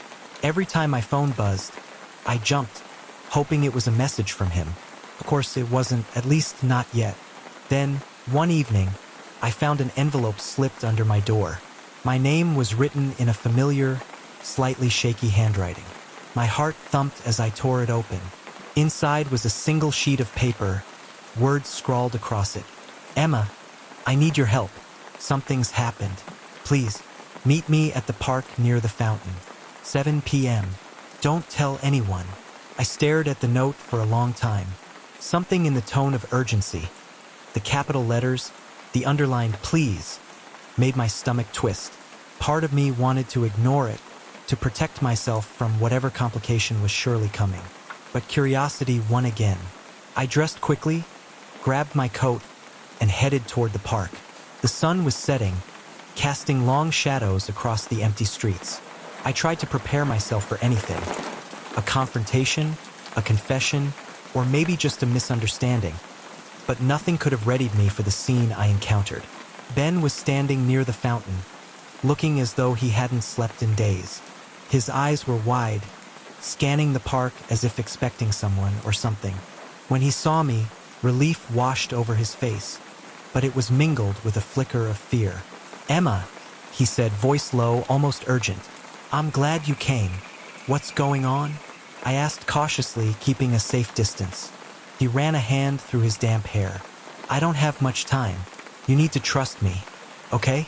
I didn't want to drag you into this, but I don't have anyone else. Please, just listen first." I nodded. Something in his tone, the mix of desperation and honesty, made me want to step closer. "It's my brother," he said finally, voice barely above a whisper. He's in trouble. Bad trouble. I think he might be in danger, and I don't know who else to turn to." My pulse quickened. Danger? Trouble? This wasn't the kind of story I expected to hear from someone I just met the night before a storm. "Tell me everything," I urged. He glanced around nervously, then lowered his voice even further. "It's complicated. He's mixed up with some people I shouldn't have involved him with. I thought I could handle it, but tonight I realized I can't. I need someone I can trust, Emma. Someone who won't, I don't know, judge me or run." I hesitated, but the sincerity in his eyes made my instincts override caution. Something about him demanded trust, not because I knew him, but because I felt inexplicably that the truth he carried was heavy and real. We sat on a nearby bench, and he began to unravel the story. His brother, Liam, had always been the reckless one. Charming, unpredictable, and prone to making impulsive choices. But lately, things had escalated beyond what Ben could manage. He had gotten involved with the wrong crowd, borrowed money from people who didn't forgive mistakes, and now, apparently, he owed more than he could pay. "They're serious," Ben said, voice tight. "If I can't get him out of this, he's going to..." He trailed off, unable to finish the sentence. I reached out, touching his arm gently. "What can I do? Help me find him. Just find him before it's too late. Please." I nodded, even though I had no idea what finding him would entail or whether I could actually help. There was something magnetic about this challenge, something that made me feel alive in a way I hadn't felt in years. We spent the next few hours piecing together clues. Ben had tracked Liam's movements to a small diner on the edge of town. He had left a trail of unpaid bills, strange messages, and whispers of someone dangerous waiting for him. The more we uncovered, the more I realized how precarious the situation was. Every detail pointed to urgency. Every passing minute could change the outcome. By the time we arrived at the diner, the sun had set completely, leaving the streets bathed in shadow. Ben's tension was palpable. He kept checking his phone, muttering names and locations under his breath. "Are you sure this is a good idea?" I asked, my voice tight. He glanced at me, eyes haunted but resolute. "I don't have a choice. He's my brother. If I don't do this, he won't survive this mess." We entered the diner cautiously. The fluorescent lights flickered, casting uneven shadows across the room. Liam was there, sitting alone in a corner booth, head in his hands. When he looked up, his eyes met Ben's, and a mixture of relief and guilt crossed his face. Ben, Liam whispered. "I didn't mean. I messed up." Ben sighed, running a hand over his face. "I know, but we can fix this. We just need to get you out of here before they find you." I watched the interaction silently, realizing that I had stumbled into something far larger than a simple rainy night encounter. There was danger, fear, and familial bonds stretched to breaking points. I felt a mix of adrenaline and apprehension, unsure whether I was ready for the chaos that was unfolding, yet unable to walk away. We left the diner cautiously, navigating the dark streets, and I couldn't shake the feeling that every shadow held a threat, every passing car a potential enemy. Liam spoke in hushed tones, explaining the depth of his entanglement, the mistakes he had made, and the people who were now pursuing him. By the time we reached a safe house Ben had secured, it was nearly midnight. Liam slumped onto a worn sofa, exhaustion and relief washing over him. Ben collapsed into a chair beside him, running his hands through his hair. I stood near the window, heart racing, trying to process everything I had just witnessed. This is bigger than I thought, I murmured. Ben glanced at me, eyes tired but grateful. You've already helped more than I can explain. Just being here, listening, trusting me, it matters more than you know. I nodded, realizing that our lives had now become intertwined in ways I couldn't have anticipated. The quiet, predictable existence I had known was gone, replaced by danger, uncertainty, and the fragile yet compelling bonds of trust forming between strangers and family alike. And as I sat there, watching the brothers reunite in quiet relief, I knew that my life had been irrevocably altered. What started as a chance encounter on a rainy night had spiraled into a journey that would test courage, loyalty, and the limits of what I thought I could endure. Tomorrow we would have to plan. Tomorrow decisions would need to be made that could change everything. But for now, in the quiet aftermath, there was a fragile sense of hope. Hope that despite the chaos, despite the fear, we could survive this together. The night had been long, and the safe house was silent except for the occasional creak of the old floorboards settling under weight. I sat in a corner, trying to piece together everything Ben had told me about Liam's situation. The gravity of it all hadn't fully sunk in yet. The danger, the debts, the people after him. But it was there, palpable, pressing down on my chest like an invisible hand. Ben was across the room, going through a stack of crumpled papers, receipts, notes, directions, anything that might help us navigate the next day. Liam had fallen into a restless sleep on the couch, but every so often, he would stir, mumbling something incoherent about owing too much or never should have gotten involved. I couldn't help but feel the weight of responsibility. Somehow, in a single evening, I had been pulled into this chaotic, dangerous world, and there was no turning back. I wasn't just a bystander anymore. I was part of it now. Morning came gray and cold. The safe house felt even smaller under the light of day, the shadows less forgiving. Ben and I sat at the kitchen table, sipping weak coffee and planning our next move. Liam stirred awake, rubbing his eyes and muttering a soft apology. "We need a plan," Ben said, his voice tight. "They're not going to stop looking for him. If we stay here too long, we're all in danger." I nodded. "So what do we do?" Ben pulled out a map and spread it across the table. He traced a route with his finger, explaining in detail a way to get Liam safely out of town without alerting anyone who might be tracking him.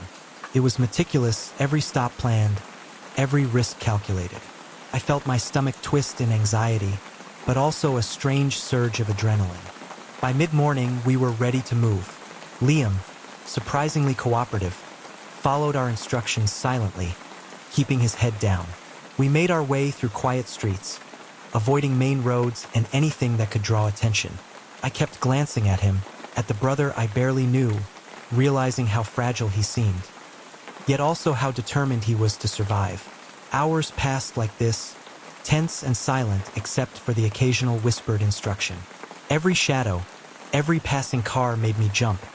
Every unexpected noise set my nerves on edge. But slowly, methodically, we made progress. Finally, we reached a small, unassuming motel on the outskirts of town. Ben had reserved a room under an alias. It wasn't luxurious, but it was safe for now. Liam collapsed onto the bed, exhaustion overtaking him completely. Ben sat beside him, running a hand through his hair. "Tomorrow, we start resolving this," Ben said quietly. "But tonight, just rest." I leaned against the wall, closing my eyes for a brief moment, trying to collect my thoughts. This entire experience had changed me. I had never been involved in anything like this before. Danger, deceit, family secrets, emotional confrontation. And yet, in some strange way, I felt more alive than I had in years. The next morning, our first step was contacting a lawyer. Ben had managed to secure someone discreetly willing to advise us on handling Liam's debts and the threats he was facing. The lawyer's office was quiet, professional, and intimidating. I watched as Ben explained everything, every detail laid bare. Liam sat silently, listening, occasionally flinching at the mention of certain names. After hours of discussion, we left the office with a plan. Legal steps were being taken to protect Liam, and measures were in place to prevent the people he owed from taking matters into their own hands. It wasn't foolproof, but it was a start. Later that day, Ben took a deep breath and turned to me. "I couldn't have done this without you. Seriously, I don't know what I would have done if you hadn't shown up." I was terrified of failing him. I smiled faintly. "You're his brother. You didn't fail. You just needed a little help." As the evening approached, the three of us sat together in the motel room. The tension that had gripped every moment of the last 2 days was beginning to lift, replaced by a cautious optimism. Liam even managed a small, grateful smile. I don't know how to thank you," he said quietly, "for everything." "You don't have to," I replied. "Just make sure you stay out of trouble from now on." Ben chuckled, a light, exhausted sound. "Amen to that." We sat in silence after that, letting the weight of relief settle over us. For the first time in days, none of us were running, none of us were hiding. We were safe, and it felt incredible. As night fell, I realized how much I had learned from these past days. About trust, courage, family bonds, and even my own resilience. Life could change in an instant, and sometimes the people you thought were strangers become the ones you depend on the most.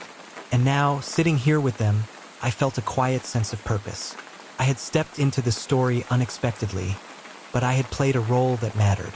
I had been brave, I had been loyal, and I had faced fear head-on. This was the kind of story that stayed with you, the kind of story that reminded you why human connections, even the fragile ones, were worth protecting. And as I looked at Liam finally relaxing, at Ben finally letting out a sigh of relief, I realized that some risks were worth taking. Some strangers became family, some nights became turning points, and some decisions, though terrifying, led to the most meaningful moments of your life. If you felt the tension, the relief, the bond we created, don't miss the next story. Share your thoughts in the comments about how this story made you feel, and subscribe to the channel for more gripping, real-life emotional journeys. The moment I saw the car pull into the driveway, my stomach knotted like it was tied in knots. I hadn't expected her. Not now, not ever. And yet, there she was, standing in the fading light of late afternoon, suitcase in hand, looking exactly like I remembered from my childhood nightmares, but older, wearier, and somehow smaller. I froze. My hands clenched at my sides as memories flooded back.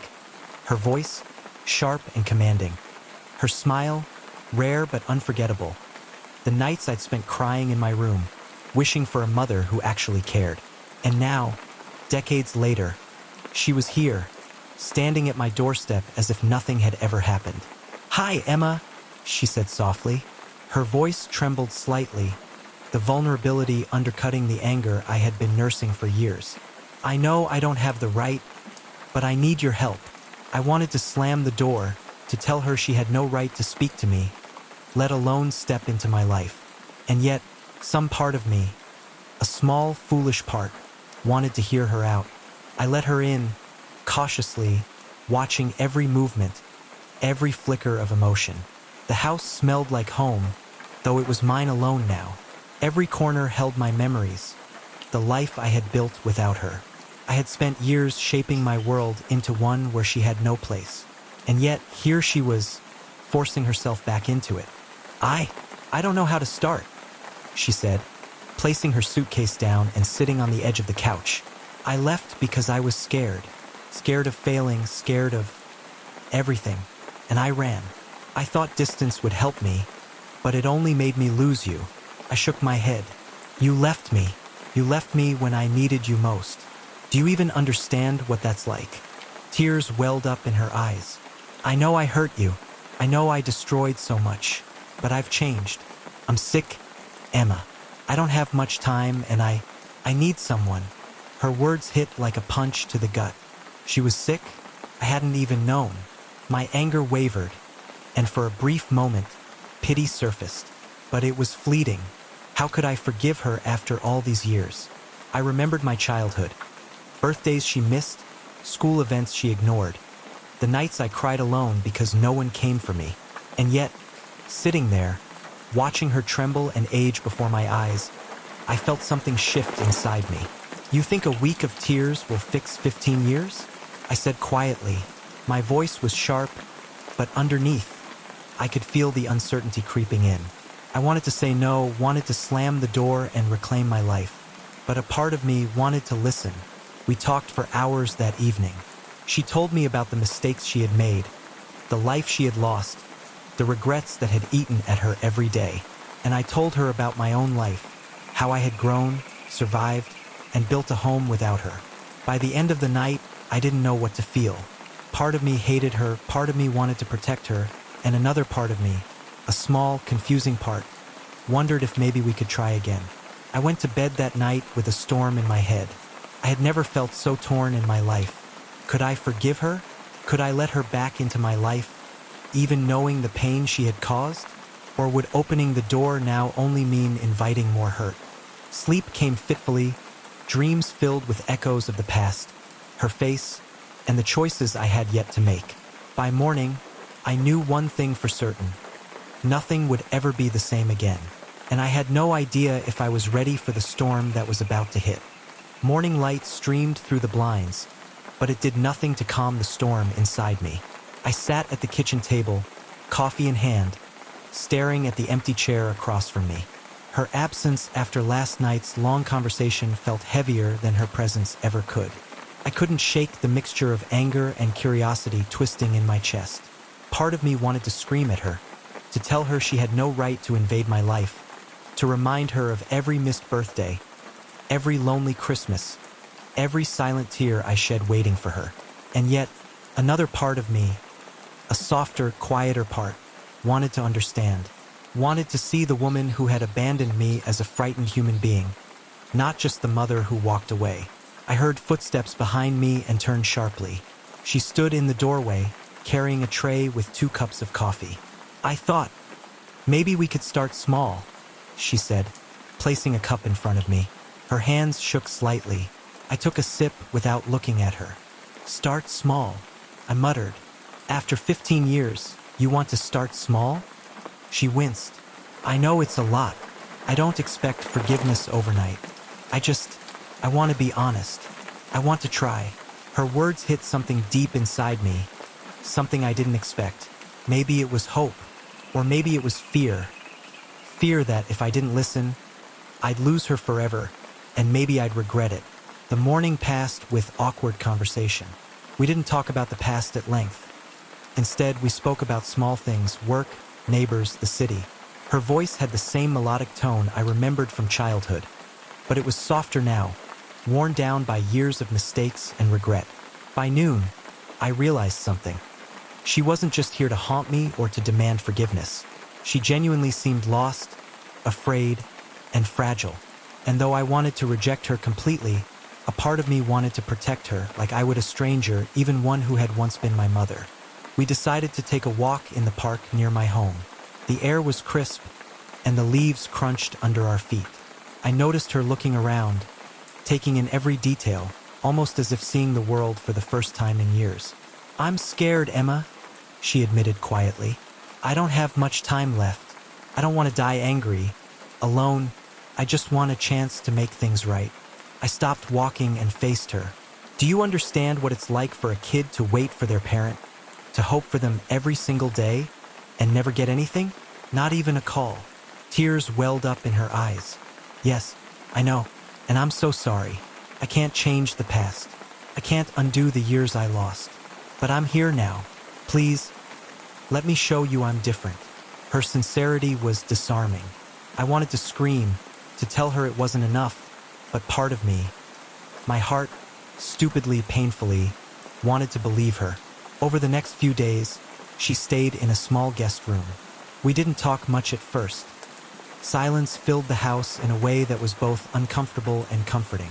Slowly, we began to share moments, cooking together, laughing at old memories, even watching a movie without saying a word. But the past kept surfacing. One evening, I found an old photo of us at a park, me around 8 years old, smiling in her arms. The flood of memories was overwhelming. I slammed the photo down. "I trusted you," I whispered, "and you left me. How can I trust again?" She didn't have an answer. She simply sat, holding my gaze, tears streaking her face. "I can't make you trust me," she said softly. "All I can do is be here now, and hope that's enough." It wasn't enough. Not yet. Not for me. I wanted her out of my life and safe at the same time. I hated that I cared. I hated that part of me wanted to forgive her. And I hated that my emotions were a war zone I couldn't navigate. Then came the phone call. The doctor. Stage 4 cancer had progressed faster than anyone expected. She needed more care than I could provide alone. My heart dropped. This wasn't just a test of forgiveness. It was a test of morality, of love, of everything I had built for myself. I wrestled with the decision for days. Could I care for her, knowing the pain she had caused me? Could I open my home completely to the woman who had left me alone for so long? Finally, I made a choice. Not for her, not for guilt, but for me. I would be there, but on my terms. Boundaries, structure, protection for my life, while offering her the dignity and care she deserved. That night, I told her my decision. She listened, eyes filled with tears, nodding slowly. "I don't deserve this," she whispered. "You don't," I said, "but we'll make it work for now." I went to bed that night feeling the weight of both the past and the present. This journey wasn't over, it was just beginning. The morning sunlight felt different this time. Not warm and inviting, but heavy, laden with the weight of choices I had made and the uncertain path ahead. I watched her sleep in the guest room, her breathing shallow, her frailty stark against the bright curtains. For 15 years, I had imagined this reunion in countless ways, mostly in anger, sometimes in resentment, but reality was harsher than any fantasy. Breakfast was quiet. We didn't need words yet. The silence carried a fragile comfort, like the calm before a storm. But deep down, I knew the storm wasn't far away. Emotions built over decades couldn't be tamed so easily. "You're awake," she whispered, noticing my stare. "I am," I said, not turning away. "And I'm trying to make sense of all of this." She reached for my hand, weak but steady. I hesitated, then took it. The simple contact was enough to trigger a memory. A sunlit park, my small hands clutching hers as she lifted me on a swing, laughter echoing across the playground. The memory was bittersweet. She had left me after that, but that brief moment had stayed. "I know I can't fix everything," she said softly. "I can't erase the years I wasn't here, but I want to be present now, for whatever time I have left." Her vulnerability was undeniable. I nodded slowly, realizing that forgiveness wouldn't be a single moment, but a gradual process, one day at a time. Over the following weeks, our lives began to intertwine in small, careful ways. I set boundaries, times when she could rest, when I needed space, when certain topics were off limits. It wasn't perfect, and there were moments of tension, tears, and frustration. Yet, beneath it all, there was an undercurrent of connection forming, a fragile thread of trust slowly knitting together. One evening, while she rested, I went through an old box of letters she had sent to my father over the years. Most were excuses, some were admissions of guilt, but a few contained raw emotion I hadn't expected. Letters written with trembling hands, expressing regret, love, and fear of losing me forever. It was like seeing another side of her I had never known. A human side, flawed but sincere. I didn't know whether to feel anger or pity, but ultimately, I felt both. I realized that life wasn't just black and white. It was a complex mosaic of choices, mistakes, and redemption. And for the first time, I started seeing her as more than just the mom who left. The days blurred together. Doctor's visits, treatment schedules, small victories, and setbacks filled our routine. I learned to cook her favorite meals, to navigate her medical needs, and to offer companionship without losing myself. And slowly, I noticed a shift, not just in her, but in me. The anger that had consumed me for so long softened into a cautious understanding. I wasn't entirely healed, but I was willing to try. One night, as we sat on the porch watching the stars, she broke the silence. "Do you ever wonder if things could have been different?" she asked, her voice barely above a whisper. "All the time," I admitted, "but wondering doesn't change the past. It just teaches you how to live with it." She nodded, a small smile on her lips. "I hope I can be part of your life, even if it's only a small part." "You already are," I said. "You just have to remember that I'm not a kid anymore. I'm not waiting for you anymore. I'm living my life, and if you're here, it's because you respect that." Her eyes glistened with tears, and for a moment, I let myself feel the weight lift slightly. Not everything was fixed. Not everything would ever be fixed. But there was a path forward, fragile, imperfect, and human. The final weeks of her treatment were a mix of progress and setbacks. Each day brought new challenges, but also new moments of connection. We laughed over small jokes, argued over trivial things, and shared memories that hadn't surfaced in years. And through it all, I realized that the relationship I had feared might destroy me could also teach me resilience, empathy, and forgiveness. Not for her alone, but for myself. As I sat by her bedside one evening, holding her hand, she whispered, "Thank you, Jake, for giving me a chance, even when I didn't deserve it." I smiled softly, squeezing her hand. "We both needed this chance. You and I, we both needed it." She nodded, her eyes closing peacefully. I stayed there until she drifted into sleep, feeling the mix of grief, relief, and an unexpected peace. For the first time in years, I wasn't carrying the weight of abandonment alone. Life continued after that night. I never forgot the lessons learned. Boundaries are vital. Forgiveness is a choice. And even broken relationships can teach you about resilience, love, and the human heart. The moral of this story is simple. Life gives second chances in unexpected ways, and sometimes the hardest choice is the one that brings healing for everyone involved. Share how this story made you feel in the comments and subscribe for more real stories that take you on an emotional journey from start to finish. Was I the asshole for kicking my brother out after what he did at my wedding? I never thought I'd be the kind of person who cuts off family. In my mind, family was supposed to be forever. Sure, we'd fight, we'd disagree, maybe we'd go weeks without talking sometimes, but at the end of the day, blood was blood, and I believed that meant something unshakable. But then came my wedding, and my brother, Mark. Mark and I weren't the closest growing up, but we weren't enemies either. He's 2 years younger than me, and we spent most of our childhood in the same house, playing video games, fighting over the TV remote, and sharing inside jokes.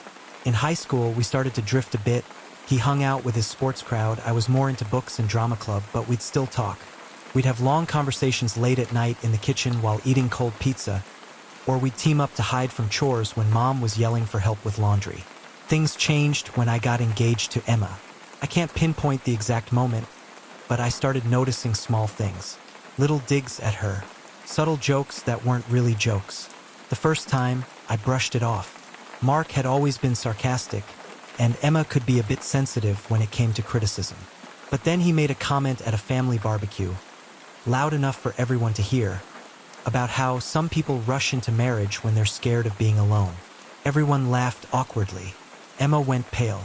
I confronted him later, and he claimed it was just teasing. We went into wedding planning trying to avoid conflict. Mark wasn't in the bridal party, not because I didn't want him there, but because he didn't want to be. He said all that formal stuff wasn't his thing, and I respected it. I still made sure he had a good seat, invited his girlfriend, and even asked him if he wanted to give a speech. He said no.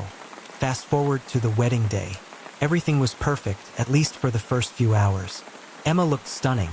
The ceremony went smoothly, and our families seemed genuinely happy for us. I was starting to relax, thinking maybe all my worries about Mark had been in my head. That's when the best man's speech ended and my brother stood up. Now, I had explicitly been told by the wedding coordinator that only the best man, maid of honor, and our parents would give speeches. But Mark had apparently decided that he had something to say. He walked up to the microphone with a drink in his hand and this smug smile on his face, like he was about to drop the funniest joke of the night. I froze. Emma glanced at me, confused. Mark started off by saying how much he loved me, how proud he was, how Emma seemed nice enough. People chuckled at that part. Then, out of nowhere, he launched into a story about my college ex, Lauren, how she was the one who got away, and how he always thought I'd end up with her. I could feel Emma's entire body tense next to me. My mother's face went pale. My father looked like he wanted to grab him by the collar. But Mark kept going. He said something about how sometimes we settle for the person who's there when we need comfort, and how he hoped Emma would prove him wrong. You could hear a pin drop. I felt heat rush to my face. Not the embarrassed kind, but the I'm about to stand up and punch my own brother in front of 100 people kind. Emma's eyes were glistening with tears, and I could tell she was holding herself together purely out of politeness. When he finally finished, the applause was awkward and scattered. He walked back to his table like he'd just killed at a comedy show. I leaned over to Emma and asked if she was okay. She smiled tightly and whispered, "Can we just get through this?" So I did. I plastered on a fake smile, danced, cut the cake, thanked guests, but inside, I was seething. When the reception ended and most guests had left, I found Mark outside smoking with a few of his friends. I told him he had 10 seconds to explain himself. He laughed and said, "Oh, come on. Everyone needs a laugh. You two take yourselves way too seriously." I told him he wasn't welcome at the after party or at my house ever again until he apologized to Emma, and meant it. He scoffed, muttered something about me being whipped, and walked off. That was 4 months ago. Since then, he's been telling the rest of the family that I overreacted, that Emma is too sensitive, and that real family doesn't get kicked out over a joke. Half my relatives think I'm right. The other half think I'm an asshole for banning my own brother. And now my mom is pressuring me to just move on for the sake of peace. But the thing is, every time I think about forgiving him, I picture Emma's face during that speech. And I remember how he knew exactly what he was doing. And I can't shake the question. Was I actually the asshole here? Or was I just protecting my wife? It felt like the air in my apartment had gone stale after my brother stormed out that night. The sound of the door slamming was still ringing in my ears hours later, even after I'd cleaned up the untouched plates of dinner and tried to focus on anything else. The TV played in the background, but I couldn't tell you a single thing that was on. My phone kept buzzing with messages from my mom, all of them asking variations of the same question. Why did you have to ruin things? I didn't answer. It wasn't because I didn't have anything to say, it was because I had too much. I knew if I started typing, I'd end up writing a novel about why I did what I did, and no one in my family actually wanted to read it. They didn't want the truth. They wanted comfort. They wanted to keep pretending everything was perfect. But everything wasn't perfect. The next morning, I barely slept. My mind was running circles around the same questions. Did I go too far? Did I have the right? Was I trying to protect Emily? Or was I just trying to get revenge on my brother for years of resentment? I kept replaying her expression in my mind. How her smile had faltered just slightly when I told her about his past.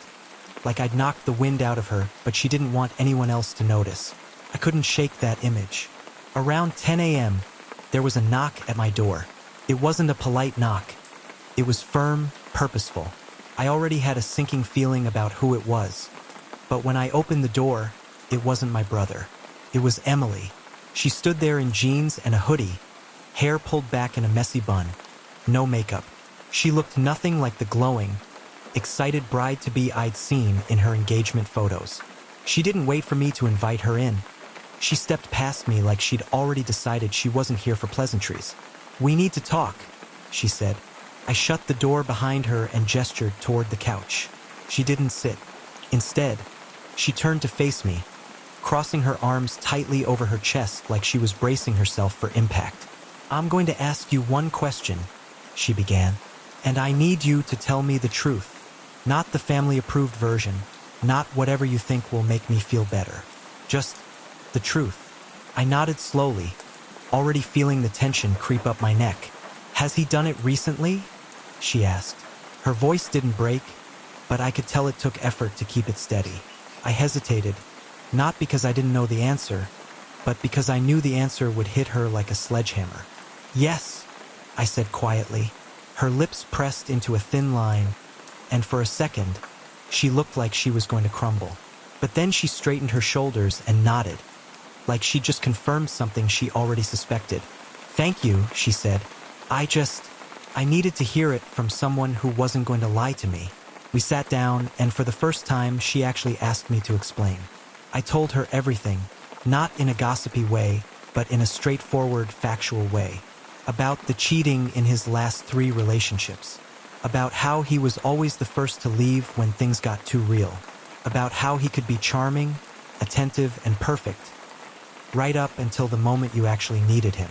Emily didn't interrupt much. She just listened, her eyes fixed on me like she was trying to memorize every word. When I finished, she took a deep breath and said, "You know, when I first met your family, I thought you were the only one who didn't like me. I thought maybe you were just protective of your brother and didn't think I was good enough for him." "That's not it," I said immediately. "It was never about you not being good enough. It was about knowing he wasn't good enough for you." For a second, her eyes glistened like she might cry, but she blinked it away. Later that afternoon, my phone exploded with messages from my brother. The first few were angry, telling me I had crossed a line and destroyed his future. But then the tone shifted. He sent me a long, rambling paragraph about how Emily was overreacting and that I needed to help fix this mess. I didn't respond. That evening, Emily called me. Not texted, called. She told me she'd confronted him, and at first, he denied everything. Then, when she said she'd talk to me, he got defensive and tried to turn it into a fight about loyalty. She told him she needed space and was staying with a friend for a few days. "I don't know what I'm going to do yet," she admitted, "but I'm glad I know. And no matter what happens, I'm glad you told me. It should have made me feel better." But instead, I felt this weird mix of relief and guilt.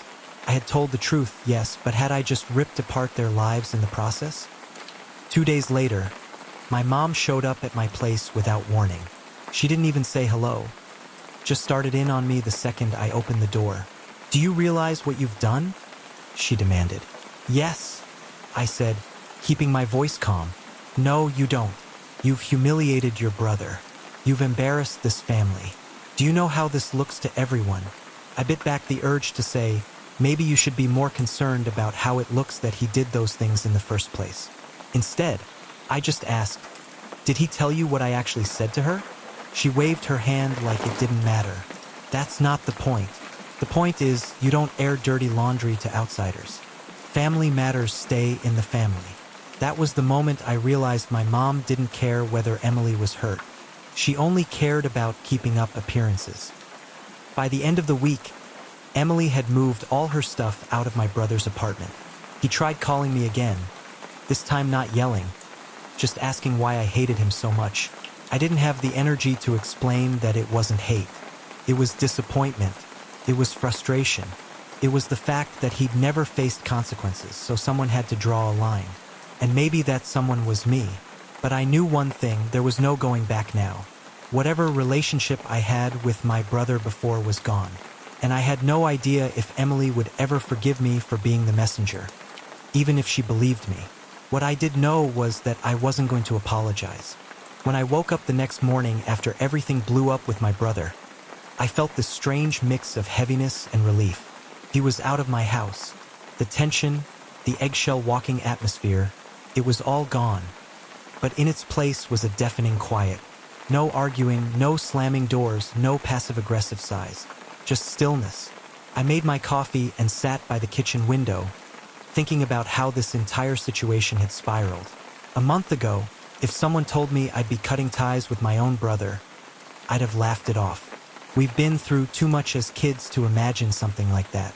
But after what he said, after what he did, after seeing him twist my kindness into entitlement, I couldn't look at him the same way. Of course, family doesn't just disappear from your life quietly. Around noon, I got a call from my mom. I let it ring twice before answering, bracing myself. "Why did you kick your brother out in the middle of the night?" she demanded, not even giving me a chance to say hello. I took a slow breath. Because he crossed every boundary I set. He wasn't paying rent, he wasn't helping with anything, and last night he said some things that I'm not going to repeat to you, but they crossed a line. "You know he's having a hard time," she said, her voice softer now but still laced with guilt-tripping undertones. "He's your brother. Being my brother doesn't give him the right to treat me like garbage," I said firmly. "He's been here for months, Mom. I've been patient. I've covered his food, his utilities, even helped him look for jobs. He's not trying." She sighed heavily, and for a moment I thought she might actually understand. But then she hit me with, "He said you humiliated him in front of your friends, that you've been making him feel like a burden on purpose." I laughed bitterly. "I've been bending over backward to keep him comfortable. He's embarrassed because the truth makes him look bad." That conversation didn't end well. My mom kept telling me I should have handled it privately, that I shouldn't have thrown him out like trash. I told her she could let him move in with her if she felt so strongly about it. That shut her up for a second. She mumbled something about her apartment being too small, and then said, "Just think about forgiving him.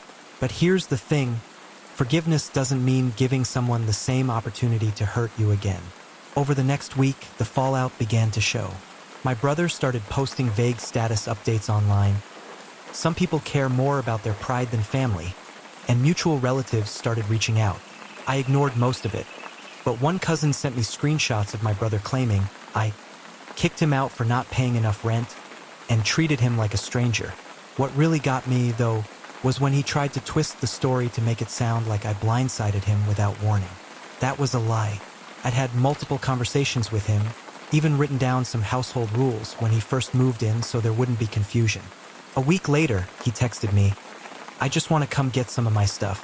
I replied, "You can, but I'll be here when you do." When he came by, he didn't look like the same brother I knew growing up. He was colder, more defensive. He barely looked at me while packing a few duffel bags. And right when he was about to leave, he stopped at the door and said, "You're going to regret this when no one's around to help you someday." I didn't say anything. I just closed the door behind him.